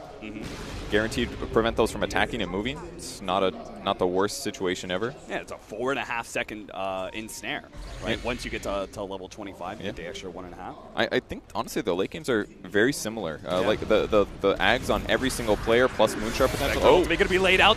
Jarex doesn't quite land that stun, so Y is going to be able to get away from No Tail here, at least for the time being. But Ana's going to go in deep, trying to dive into Ice, but now he's going to be caught underneath his tier 3, and here comes the magic damage. Ana trying to make his jump away at the last second. Will manage to get some distance, but not enough to get away from Faith Beyond. No Tail does manage to at least get Ice in return, but again, the Timber Saw has to be worth more than a 4-position Leshrac. Yeah, they keep forcing kind of weird, difficult to succeed at fights, and Blink is getting really far ahead. This guy's got 16 kills right now. Monkey King Bar picked up in addition with his BKB, so he's in a good spot. So I think Random's team fight is definitely very good into the late game. Their late game is solid. All the Ags, they can pick up the Moonshards. I think it'll really help make them competitive against heroes like Spectre and then Enigma with Octarine Refresher eventual items. I think it'll be okay. It's going to be a battle of the big ults. You know, like get the right time lapses, the right black holes. Yeah. You know, there's so many things that actually happen in this late game. And I'm really feeling like this game is actually going to go there. It doesn't look like either team is going to be able to break the other in the next 10, 15 minutes. We have a very even gold situation. The Alchemist is beginning to taper off his usual lead. Only sitting at about 5K advantage. Interesting item build by Spectre here. Picks up an Orchid. So couple reasons interesting. They are having some lockdown problems. That seems pretty obvious. It's difficult for Shadow Shaman to stay alive very long this game, which is going to continue happening against the Diffusal Blade and all that damage. So with the Orchid, more disable, they can maybe kill the Weaver without help from other allies, or BKB runs out, use Orchid. And it also covers his Spectral Dagger issues, which, you know, when you cast a Dagger every 6 seconds, you're going to run out of mana a lot faster. But Hero's already got lots of stats, throwing some mana regen. they're going to cast dagger a lot this game. And we were talking about late game, right? Bloodthorn has got to be one of the best damage efficient. Ice getting ganked bottom. Ice going to die to Jarex here. Looks like. Maybe. Well, maybe. If they can actually chase Jarex out, Jarex is refusing to leave his ultimate. He really wants that kill, but he's not going to get it. Oh no, Flyger going to be going down too. Jarex, he was pretty much saying, I'm giving up my life for my ultimate to last long enough to kill Ice, but he couldn't even do that much. Ice barely had the survivability. That's got to be that Ogre Axe right there. That extra bit, the Ogre Club, the extra bit of survivability. Yeah. Really nice for Lesh to stay alive. That the Yules has paid off so many times, actually. I don't even think he's used it that often to set up, but just buying himself 2.5 seconds against OG's lineup has been really instrumental. Yeah, he's got, he picked up the Rod of Atos. I was like, wait a minute, isn't that what the Yule Scepter is for? But now he can use the Rod more offensively and save the Yules for more defensive situations. It's just so good for raw stats, too. Plus 30 int on this item. 350 health. That's a great pickup, especially from a support position. If you're core, you're like, I'm going to sell that way too early in this game to buy it, but support, it's worth it. Should be able to get away, right? Unless there's a third hero and they stomp. Or the Monkey King Bar. Close. The Monkey King Bar actually didn't hit him. Yeah. That's insane. And Y as well as Ice were super close to being able to get off their stuns too. That was actually just kind of like perfect positioning for No-Tail to TP out and a little bit of luck. First Aghanim Scepter is up. Lay your bets, Purge. Who's it going to? It's on Blink already. I won. Oh, never mind. He already has the first one. Night Stalker just got it, but we missed it. Blink's got one already. It was just given to Faith Beyond. So Alchemist Farm's just too damn fast. Yeah, no kidding. But you were right. Blink was the priority. Now we have the clear vision for Faith Beyond. Jarex's life just got a whole lot harder. That's why he's trying to pick up a Shadow Blade. He needs that extra bit. Of course, we're presuming that Team Random, they don't have a gem yet, but I'm going to assume it's going to be coming up soon with that axe upgrade on Night Stalker. I mean, there's not that much detection needed. It's really just killing wards, right? But I feel like Random's been playing on their side of the map like all game, yet still winning. Kind of interesting. Out here from What's the happening? scan. Is there Anna's just tanking creeps. Okay. I was like, leg? Not attacking the creeps? Got to get those reactive armor stacks. Timber went for the Whirling Death attribute reduction skill point this game. Kind of interesting. Very good. Prioritizing against Alk, right? Yeah, it's good against strength heroes, but anything other than that, it can be iffy. Lead off right of Atos on the fly, taking out that support immediately. This is going to be a 4 versus 5 that commences. S4's got to come in big with his BKB Black Hole, but he's already used the BKB and can't find an opening for the Black Hole. Gets it now. 2 heroes. There's not going to be a whole lot of follow-up damage. He pops the refresher. Now the second Black Hole. He's going to be able to catch 3 this time. Can OG output the damage? It doesn't look like it. S4's going to die. The second Black Hole is down, and now OG have to try and chase down the rest of these heroes themselves. Shadow, jump away. Chakram, double Chakram, and a Whirling Death. And it times it perfectly and gets the triple kill just in time.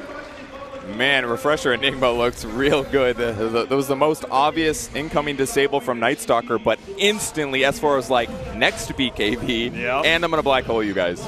Blink was laying into him too. They were trying to bring down that S4 as quick as possible, but OG, once again, they win a team fight next to the Roshan Pit. They're going to claim, I believe, what is that, the 3rd Aegis of the game? We're going to have cheese as well. There is a cheese on Roche. No new items to respect to here since the Orchid, but definitely hard to kill. Just kill one of these bugs. Do the bugs not latch onto you when you're a Mischief? I mean, you're above the ground, dude. Bugs can't climb trees. Everyone knows that. Good logic. You have a good logic. Maybe if he turns into a Mischief, they don't auto aggro or something. Yeah. What just happened? Did they kill a cheese? No, okay. Oh, he's killing the bug or something. I'm not sure. No KYXY today. We're going to have the cheese for Anna. All right. And that extra life for No-Tail. That's the first Aegis for OG, correct? Like, Random's gotten the other 2? No, they got one. No, they got one of them, right? It was the same. It was like Deja Vu, where it was like Blink was alive trying to contest with the bugs. Well, they're going high ground now. S4's got Black Hole in 14 seconds, Refresher in 30, so may seem like he's not ready to go, but he absolutely is. Time to party. Take it down to tier 3. Are OG going to stick around for more? Alchemist coming up in 10 seconds. Doesn't seem like a good idea, so they're going to retreat. Anna, is he going to be able to get the distance, though? He's so low, but it looks like OG know they can't really commit. They just get baited in by a cheese play. So they wait for their Alchemist to come alive. They're going to lose their shrines here, but it is still a long, long ways from the end. Take a look at that fight once again. S4 popping BKB early. I really like how Random's playing the fights. They basically just spread out with BKBs and target whoever they want to, but as soon as he's disabled, another BKB, and he's healing insane amounts because of the Octarine Core. one of the best ways to stay alive, but he's very in need of some armor. Not quite hitting level 25 for the plus 12, and it looks like he's going to buy Ags afterwards, actually. Oh, that's going to be huge. But him not being 25, it really matters. And it looks like he actually sold his Midas at some point previously. That's going to hurt him in the long run, considering how much gold that was outputting right now with the cooldown reduction. Yeah, I was watching that fight. It looks like maybe Team Random made a bit of a mistake. You saw Faith Beyond actually throw out the silence on that Enigma as the black hole and the BKB faded. And then, you know, he obviously refreshed. He re-BKB'd instantly. That silence is gone, and he was a bit too close. So I'm sure that's not a mistake that Team Random are going to be making next time they fight. Yeah. Maybe that was why he didn't expect it, because he sold Midas or something like that. Just that little 950 gold boost could have made a difference, but it's definitely going to affect S4's items in the late game. He's still going to farm really fast by all means, but that's easily like a good 140 GPM that he gave up by selling that thing. So hopefully it pays off in the end. There is the Abyssal Blade. Now these supports of Team Random, there is hard lockdown for No-Tail to be able to jump on them. That's going to be problematic. Ice is able to kite right now with the Rod of Atos onto No-Tail. Turns around, kills a ward for a second, but he is going to be caught. Jerix hits the first stun. BKB activated by Ice. Tries to run himself away with the help of Glimmer Cape. They're going to jump on a Shadow now. He's down to half health. No-Tail actually making himself a target. He does have that Aegis. So all this damage that Team Random laying in, BKB, Black Hole, there's the opening for S4. If they can take down Blink here, this would be huge, and he does not have buyback. Team Random are going to have to fight this one out, 3 versus 5, and Faith Beyond, he is actually going to be Abyssal Blade up, and they can lose his life as well. A little bit of Orchid help as No-Tail shuffles that one out of his backpack. Shadow's going to be up next. He is shackled up, and it looks like Team Random is going to get wiped. Inside of their own base, the buybacks are coming in, but can they even fight this one without Blink? They need to be able to kill No-Tail. Will so deep inside the base, but that's for the second Black Hole. It only catches one hero, but one hero is all that matters. Shadow, they bring him down for a second time. 2 minutes on the clock, and Team Random are done with game 1. They call GG. Just like DAC, man, the Enigma on OG just seems so overpowered. Especially in that last fight. He knew exactly what he wanted. Let's take time-lapse out of the game. He commits his BKB Black Hole for that one, and then once they get all the buybacks for us, he says, let's grab another buyback core. Let's get the important here. The guy that's going to stop these pushes. It was Enigma that really made the big difference in that last fight. Absolutely. Team Random took a bit of a gamble. We've seen this before, you know, the four Ags lineup, essentially, the potential to be able to go late game with it. They seem kind of okay with it, but a couple of team fights just go awry, and all of a sudden the game is over, especially with the lack of buyback on Blink. Yeah, I mean, they played amazing on Team Random, taking the game that close, especially the way they played their team fights was amazing, but the one thing they were really lacking that seemed obvious by the end, they didn't have that many stuns, and stuns is the only way that you can stop S4 from doing stuff like that. Initiate on him, chain stun him, prevent him from actually casting his abilities. Because just casting BKB Midnight Pulse Black Hole, he heals to half HP. You can't really stop that unless you kill him first. Okay, apologies for that. We just seem to have lost the signal there from Kiev. But nevertheless, we are back on the panel to discuss a fantastic game between OG and Team Random. I guess when you look at it, it has to be... What is that? It has to be Sir Action Slacks, I guess. Technology is supposed to be used responsibly. Yeah, I don't know what to say. Like, he just keeps messing around. Can we stop Sir Action Slacks using the production area, please? Everyone needs a hobbit. Yeah, they do. Can we get a better one for him? That's a thing of nightmares. That is actually quite disturbing. Look at the laugh. It's way too much. What happened? What game were we watching? I don't know. I don't know anymore. Enough nonsense. Anyway. Gremlins in the production unit or something. I don't know. Fantastic game, Fogged. Well, let's get back to that because it was. OG pulled out the stops. They've won the game, and when you look at it on paper, you go, okay, that's fine. It looks about right. Weird draft from random, so therefore OG stomp. Wasn't anything like that though. No, they had some really cute maneuvers and stuff. You know, Ice in the trees, taking out that tier 1. No one seemed to notice. It's the eat 1 or 2 eat. It's quite fun, wasn't it? Almost takes out. Yeah, that was cool. I like their itemization as well. I like the BKB pickup from the Night Stalker. I thought it really helped them in the mid game, but I think we all kind of touched on the panel. S4, his Enigma. Damn. Yeah. pretty awesome. Pretty ridiculous. I mean, it started off at 7 minutes. Just casual 3-man black hole. Yep. I mean, who would expect that rotation, too? 7 minutes at your mid-tower. They just really... they just did it. They collided, or they compacted themselves in such a quick manner. Like I don't think anybody would have really expected that kind of rotation. No, Curtis, Random did run them closer than they should have done, really, with the kind of draft that they had. Yeah, they played extremely well. When I was looking at the draft, I was worried about what sort of impact this Leshrac hero was going to have. But we saw in the bottom tier 2 fight, he did so much damage there. Yeah, it was pretty absurd. It's very well played. It's a pretty crazy graph. One of the crazier graphs we've had in terms of scoreboard in the back and forth stakes, Conrad. Yeah, I mean, Alchemist really, helped provide a lot of net worth, but the way I looked at it, it looked like the Radiant, they were ahead most of this game. And they looked like they were sort of setting the tempo, and luckily S4 was able to do a couple really, really important black holes there at certain points to really turn things around for that team. I think Blink also, like we didn't really touch, he had a pretty impeccable performance in that game. Even though they had lost, he was, beyond godlike pretty early in the game. His rotations were perfect. The way that he took the fights as well, it wasn't like he was like running into the Enigma and stuff. He kept like chasing for the backlines, trying to look for the supports, looking for that Monkey King all the time. I mean, his farm the entire game was phenomenal. He was finding farm with an Alchemist on his team. Yeah. This was the first time I've seen someone on the Alchemist team, when they're winning, be top net worth of the game, with Alchemist second. Yep. Usually I would only happen your Alchemist at shut down, but Shadow wasn't even that shut down. He went to a jungle at level 2. He was having an okay game. Granted, he baited a couple of fights for his team rather than taking the gold, but Blink played phenomenally. Let's take a look at one of the replays. We'll wait until the line comes up to 16 minutes into the game. We had that 7-minute black hole, of course, and then this happened around about 16 minutes, Fog.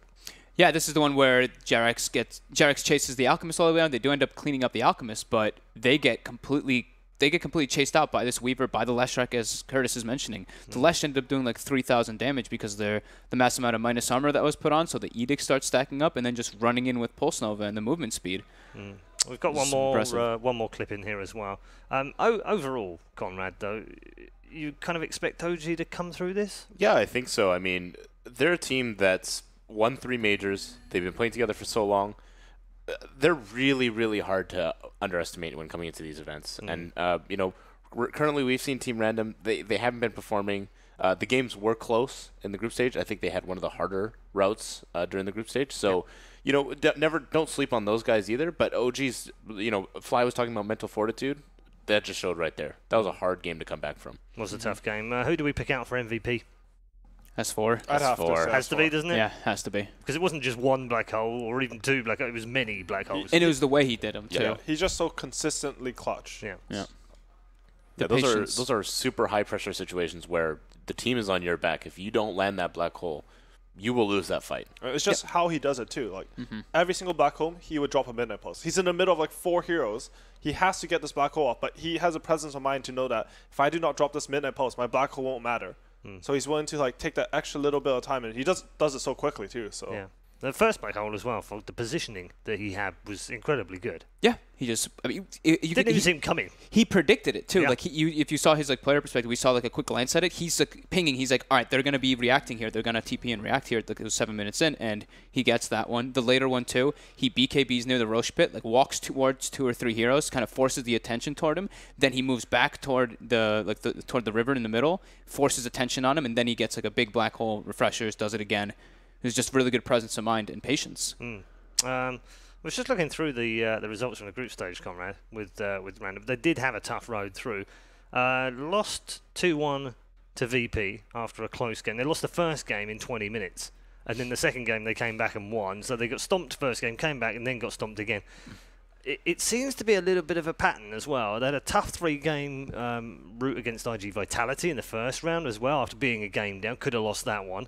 And then they had another game which was against OG, which they then lost in 3 games. It seems even though they're not winning, they're playing well enough to take teams to 3 games. Yeah, I mean, they're a team that we saw just in this game alone, the creativity in the draft and just phenomenal players. A lot of these guys are top players in China, and they're one key element is that random factor, no pun intended, is really a key thing that they have to think about when coming in playing with these other teams. Okay, we're going to get more from all three of you in just a moment, but let's catch up with one of the players. The player, perhaps, of 2016. Some in China called him the world's best Dota 2 player last year.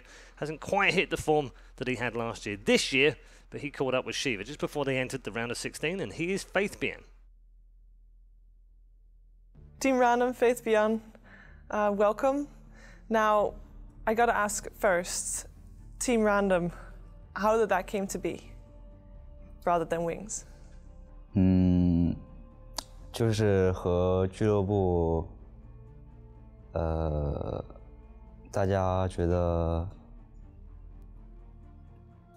目标不一样了吧？然后，我们5个人就自己组了队，然后名字嘛就是比较随便起的，就叫 Random。Now, according to a couple of people, Team Wings is in a different city than the majority of Chinese teams, and that helped Team Wings win TI because they created, like you created, your own meta within the city. Is that going to change? Are you gonna move? Do you feel like being in a different city helped you get to the point to win TI? 帮助和影响肯定是有的。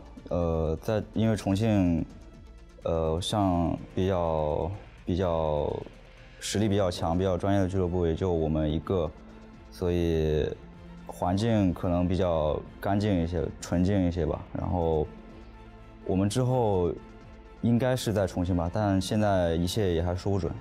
All right. Your recent results haven't really been great, at least not as great as TI. Obviously, there is a thing going on, the post-TI curse. Do you feel like you were affected by having a big drop after the high that TI was? 感觉所谓的 TI 诅咒应该就是对于拿了 TI 之后的选手的一个心理状态变化的一种概述吧。可能每一个拿了 TI 冠军的人，心态还有态度上可能都会产生一些改变。我们现在也正在努力的调整还有回避这些吧。Okay, and obviously winning TI caused you to get invited to a lot of tournaments rather than qualifying for it. So you played a lot less than what you did last year. Do you feel like that has impacted you a lot? 这也不算是一个很大的因素吧，主要还是大家的发挥还有状态不够好吧。毕竟打预选赛的话，也更多的可能是根本就没有办法打到线下赛。And you mentioned state of mind. Winning TI is a big motivation for a lot of players. After winning, that motivation might fall away a bit. Did your motivation change a lot, and where do you get your motivation from right now? 这种事情每一个选手应该都是不一样的吧。对我来说，我觉得赢比赛就是比较有目标，就是比较让我能有目标的一个事情。I'm glad to hear that for sure. Now, Team Wings coming into the international was a fairly young team compared to the other Chinese teams around. At least, do you feel like you being that young squad had an impact on the Chinese scene as a whole? Maybe looking for more young Chinese players and with young as like unknown players? 这倒没有吧，因为国内现在一线队的基本都还是有老人在带新人，比如说 IG。有3个新人，然后一个 Q 还有 Burning 都是打过 TI 的，然后还有比如说 VGJ 这些都是老人带新人。中国也有很多青训队，就是来组织新人，就是纯粹的5个新人来打比赛。不过这打不打得出来就是看他们自己了。Now the recent few months for Team Random haven't been that successful. What did you do to fix the issues that you found? 有很多就是包括你们应该也都能看到，我们换了 BP， 换了中路和大哥的位置，然后也换了很多玩的英雄，都是我们在尝试改变调整吧。但是具体的成绩，所有的都还是要看我们的操作还有状态。Now, I know that before the international, your training regime was very strict, insanely strict. Also, 7 days a week, no girls, no other games. What's that like right now? 跟以前差不多吧。我们一直都是没有什么制度，然后，就是大家全靠大家一起的团结还有自觉吧。然后，一般是没有什么休息，只是可能在 TI 过后，大家都有了更多的事情，人生上都有了更多的事情，所以难免的会有一些比以前训练上的稍微的减少。And what do you do in your free time to relax from all the Dota going on and all the stress that maybe winning a TI would bring? TI 之后也没有什么压力要发泄吧，然后平常空闲时间，我个人还是比较喜欢，包括我们全队吧，都是比较喜欢玩电脑的，所以，一般也比较少出去玩，大家都只是玩玩别的游戏或者就玩玩 Dota， 主要还是玩电脑了。像我个人的话，就玩玩 CS:GO 这种。Are you good at CS:GO? It's the enjoyment that counts, and you're already good at Dota, so I think you're good. All right, you're going into the main event for the major. How do you compare your form now to the form you were in the past? 跟以前是指以前到哪里呢？ Whatever he wants. Maybe before TI, maybe before Boston, both. 现在和我们换我 BP 之前相比吧，我个人就是，可能对阵容还有大局考虑的多了一点，然后在自己有一些操作或者细节方面有一些不足吧。Has it been easy for you to transition to a drafter? 也不是很难吧，只是我个人的精力总共就那么多吧，然后可能就是把它分配出去，然后我 BP 可能也只是一个点上去的人吧，具体很多还是要大家一起商量。All right, so you're not by yourself in team. Are you now also the in-game leader fully?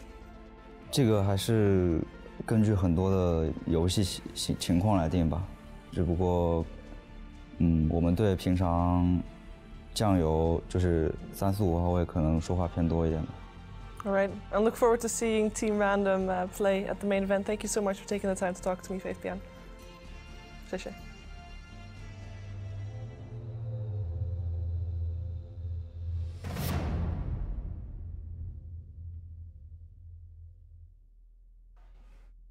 Very interesting words from the man, Faith-Bian, of course. Made a few changes, quite a few changes in the team over the last few months, specifically since TI6 winning. The curse of TI, as it has been known over the years, of never being a repeat winner, and it continues to this day. I wonder whether this year is going to be any different. Talking of TI, Conrad, I want to raise the spectre of potentially not getting an invite for the defending champions. It's happened before. Could it happen again? They haven't had the greatest form, have they? No, not necessarily. That's a pretty tough question to ask. I mean, maybe if they end up performing even more poorly at further lands, that would be definitely more of a question mark. Right now, you think if they finish top 4 here, then okay, fine. I mean, definitely. But they're one down on the verge of elimination right now. Is their TI lifeline on the line? Because if they have to qualify and go through that Chinese region, that is going to be so tough. That could be very, very difficult, knowing how good that region is right now. But I think, if you win a TI, it's a pretty respectable thing to do. And at the same time, I could see some issues with, say they get bottom 8. But the problem is it is single elimination. So, a lot of teams get bottom 8 at majors. Sure. I would have to still invite them. I think they've clearly not fallen as far as I think people have. They're showing OG. They got really close in this game. Okay, bottom 8 in both the majors since TI still get an invite? I think even to come last place at every tournament, they should get invited to the next TI, as long as the same 5 Do you think players. defending champions? I think being it's a world championship. That's what TI is. I think if you can't defeat, they should have the chance to defend their title at least. And no, I'm totally with you. Yeah, I think it's as simple as that, honestly.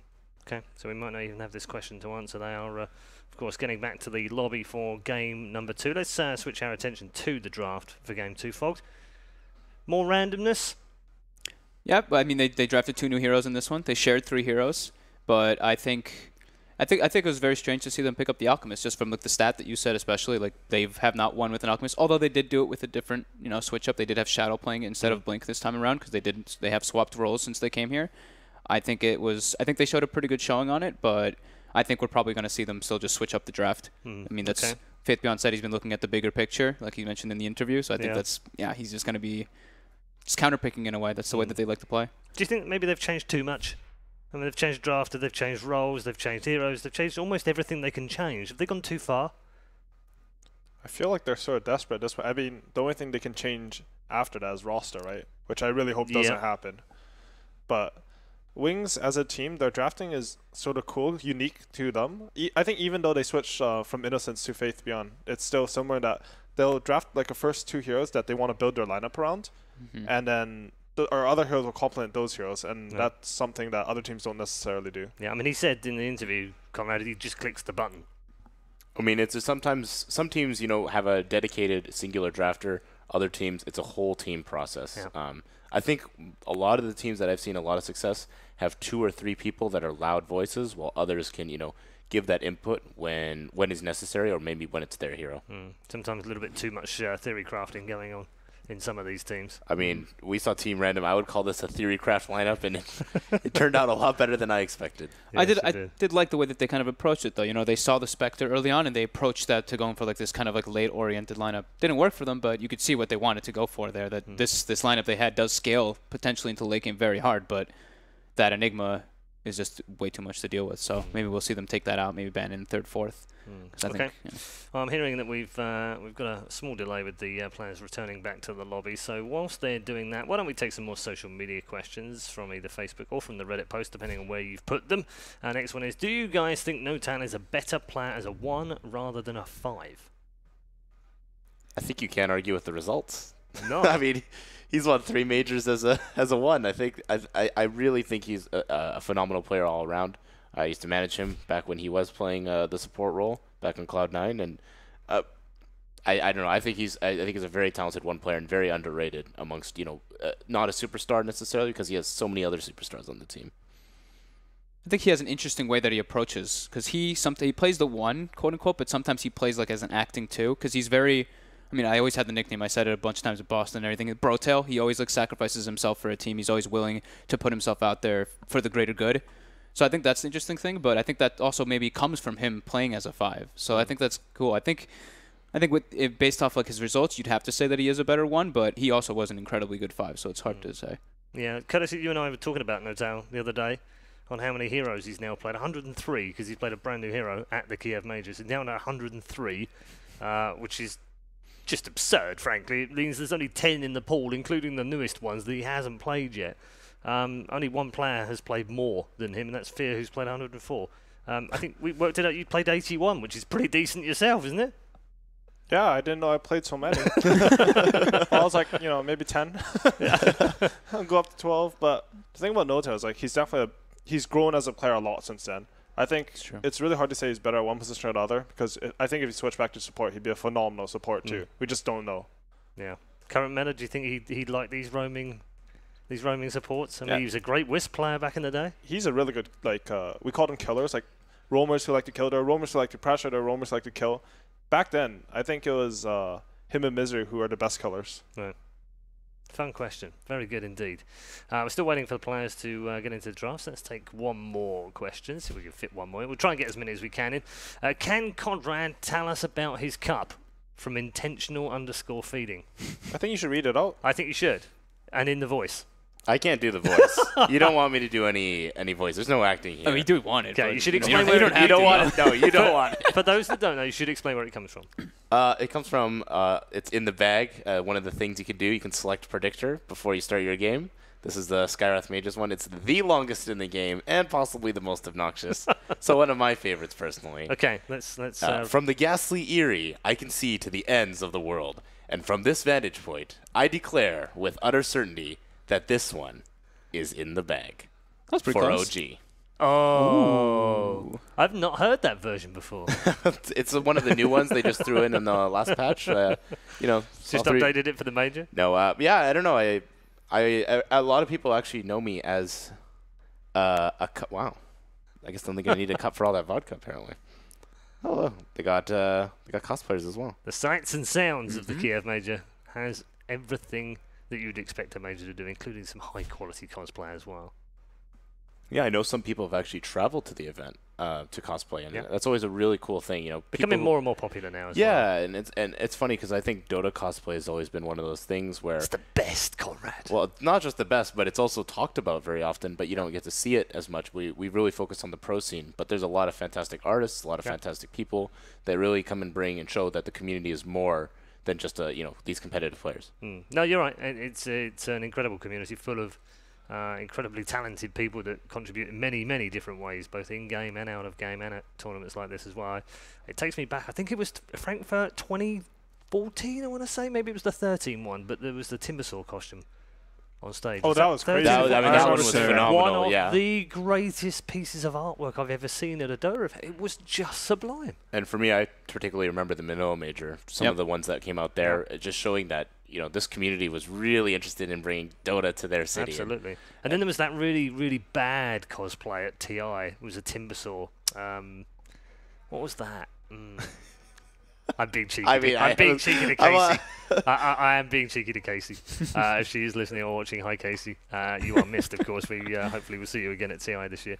Yeah, lots of fun. It's great to see people enjoying themselves, and obviously all the merch is there to be picked up. And they look like they're doing a roaring trade as well. Running out already, I'm sure. Plenty of Na'Vi shirts being purchased as well as Virtus Pro shirts. I've seen lots and lots of those around the audience as well. Let's take another question from our social media questions. They have been posted on both Facebook and on Reddit. If you want to post, please do go and find those threads and get your question in there. Hopefully we'll get it on the show. Is Solarcrest the item of the tournament so far? We've talked about Midas earlier in the tournament. Has it changed?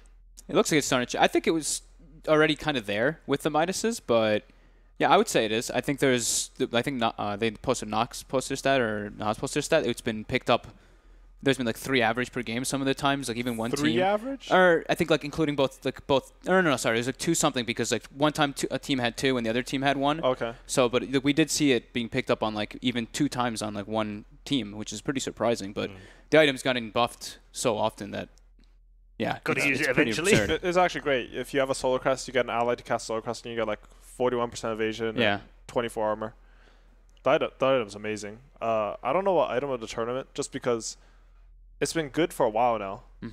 I think Midas was an item of the group stage. It hasn't been performing that well at the main tournament. Seems to have been ignored a little bit as well. Yeah. In Game 1 OG. It has been. Yeah, I mean, I think some teams are definitely valuing it quite a bit, but maybe after seeing the group stage, they realize that potentially could have been overvalued. And in this case, they're looking to, maybe tone that back, maybe only 2 or 3 minuses a team or something.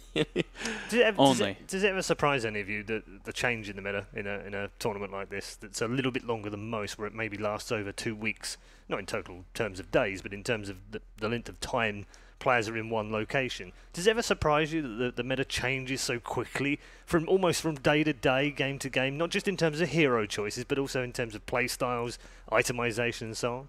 I personally think that's the fascinating thing about these big tournaments, because the reason why it changes is because everyone prepares a lot for these big tournaments. So they come with their ideas, and then one idea will start to win out a bit, and everyone will be like scrambling to adapt to that idea. And then, but the idea that really wins the tournament is the idea that beats that original idea that people are adapting to.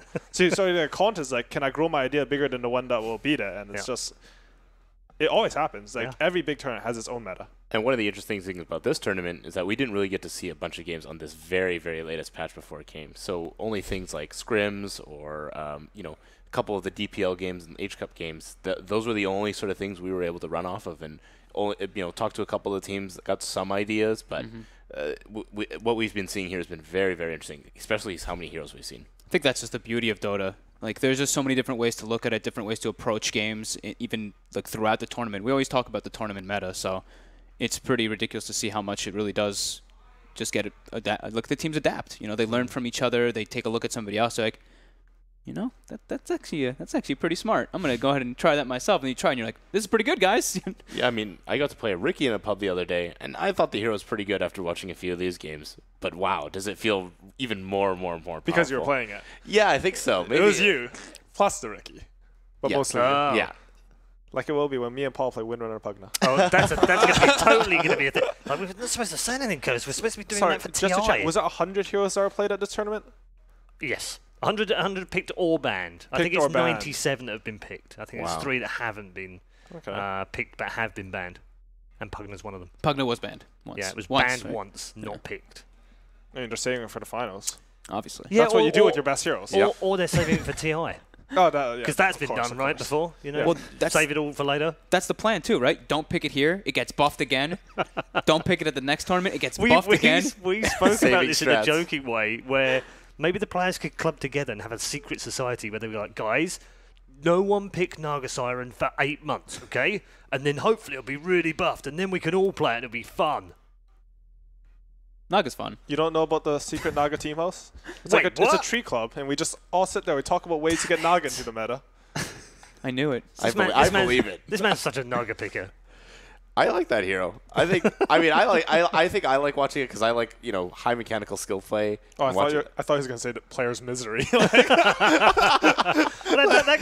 goes hand in hand with it, doesn't it? I thought that was the best part. Everyone else is not enjoying it, and I'm enjoying myself. I mean, I think I've seen you play it a few times, and I think how much you enjoy yourself when you're playing Naga. He smiles while he's playing Naga. I sleep. Everyone's like, they're face palming. They're having a horrible time. Like, best time of my life. I gotta say though, I like seeing the Naga more than before because now you're forced to skill net.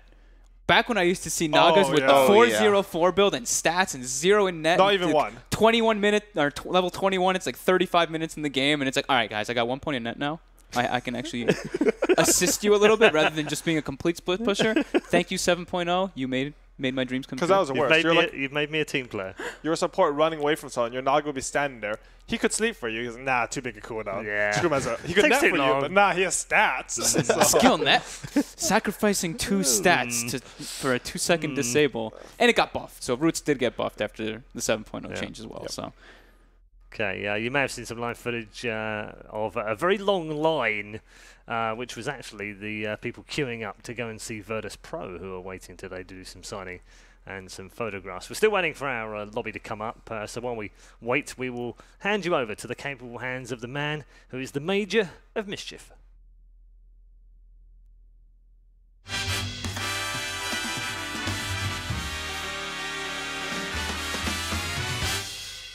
It's time for part 2 of the interview. Congratulations. What are you doing? Hey! No sexual. People have to use this every day, goddammit. All right, gentlemen. Now we're on our way up. Things we're down, and I feel like this is mouse sports. Tell me a little bit about mouse sports. Now we're mouse sports. Yeah. Now we're now we're in the real train. Like now we're going up. I feel great now. Now I feel satisfied. Those are going high. Like we're going up. Like our road, yeah. All right, tell me about, guys, Boston Major, what it was like playing those games. I remember, like, one of the greatest games I ever saw, Earthshaker sneaking in, getting that last hit. Tell me about it, man. Good times in your life? Are you going to do something better than that, you think, that game? It's going to be really hard to top that, to be honest. By far the most, exciting and memorable part of my career so far. But I hope that I'm gonna win a game 5 in the grand finals this time like this. So, you know. Yeah. I think a lot of people at home are hoping that too. How did that feel? I don't know. I was really focused in the play, and I know that my teammates were probably yelling stuff, but I couldn't hear them. I was just really focused. And I don't know. It was just this, when we won, I was like, holy shit, this actually worked. Yeah, that was it. All right. You having a good time, by the way, in Kiev? They treating you right? You got any experiences that are positive? We're on our way up, don't forget. Everything's great, and I have to... What was that eye contact? Wait. I need to talk about this. Well, why are you looking at him? No, it wasn't anything. I wanna add one thing. Yes. I wanna shout out to Mara, because it gets harder every year to carry him. It was real hard to carry him at Boston, but we're gonna reach the finals again. He's not even here to defend himself, man. What the heck? How can you call him out like that? Jesus. All right. So tell me about your teammates, right? We're on the up and up. We're on the positive. Do you still like playing with these guys? Sometimes people get sick of their teammates. No. Do you still like them? I still like them. It's all love. Yep. We're friends, real good friends, and that helps in this situation. All right. And that's step point number. Oh, I love the echo in here.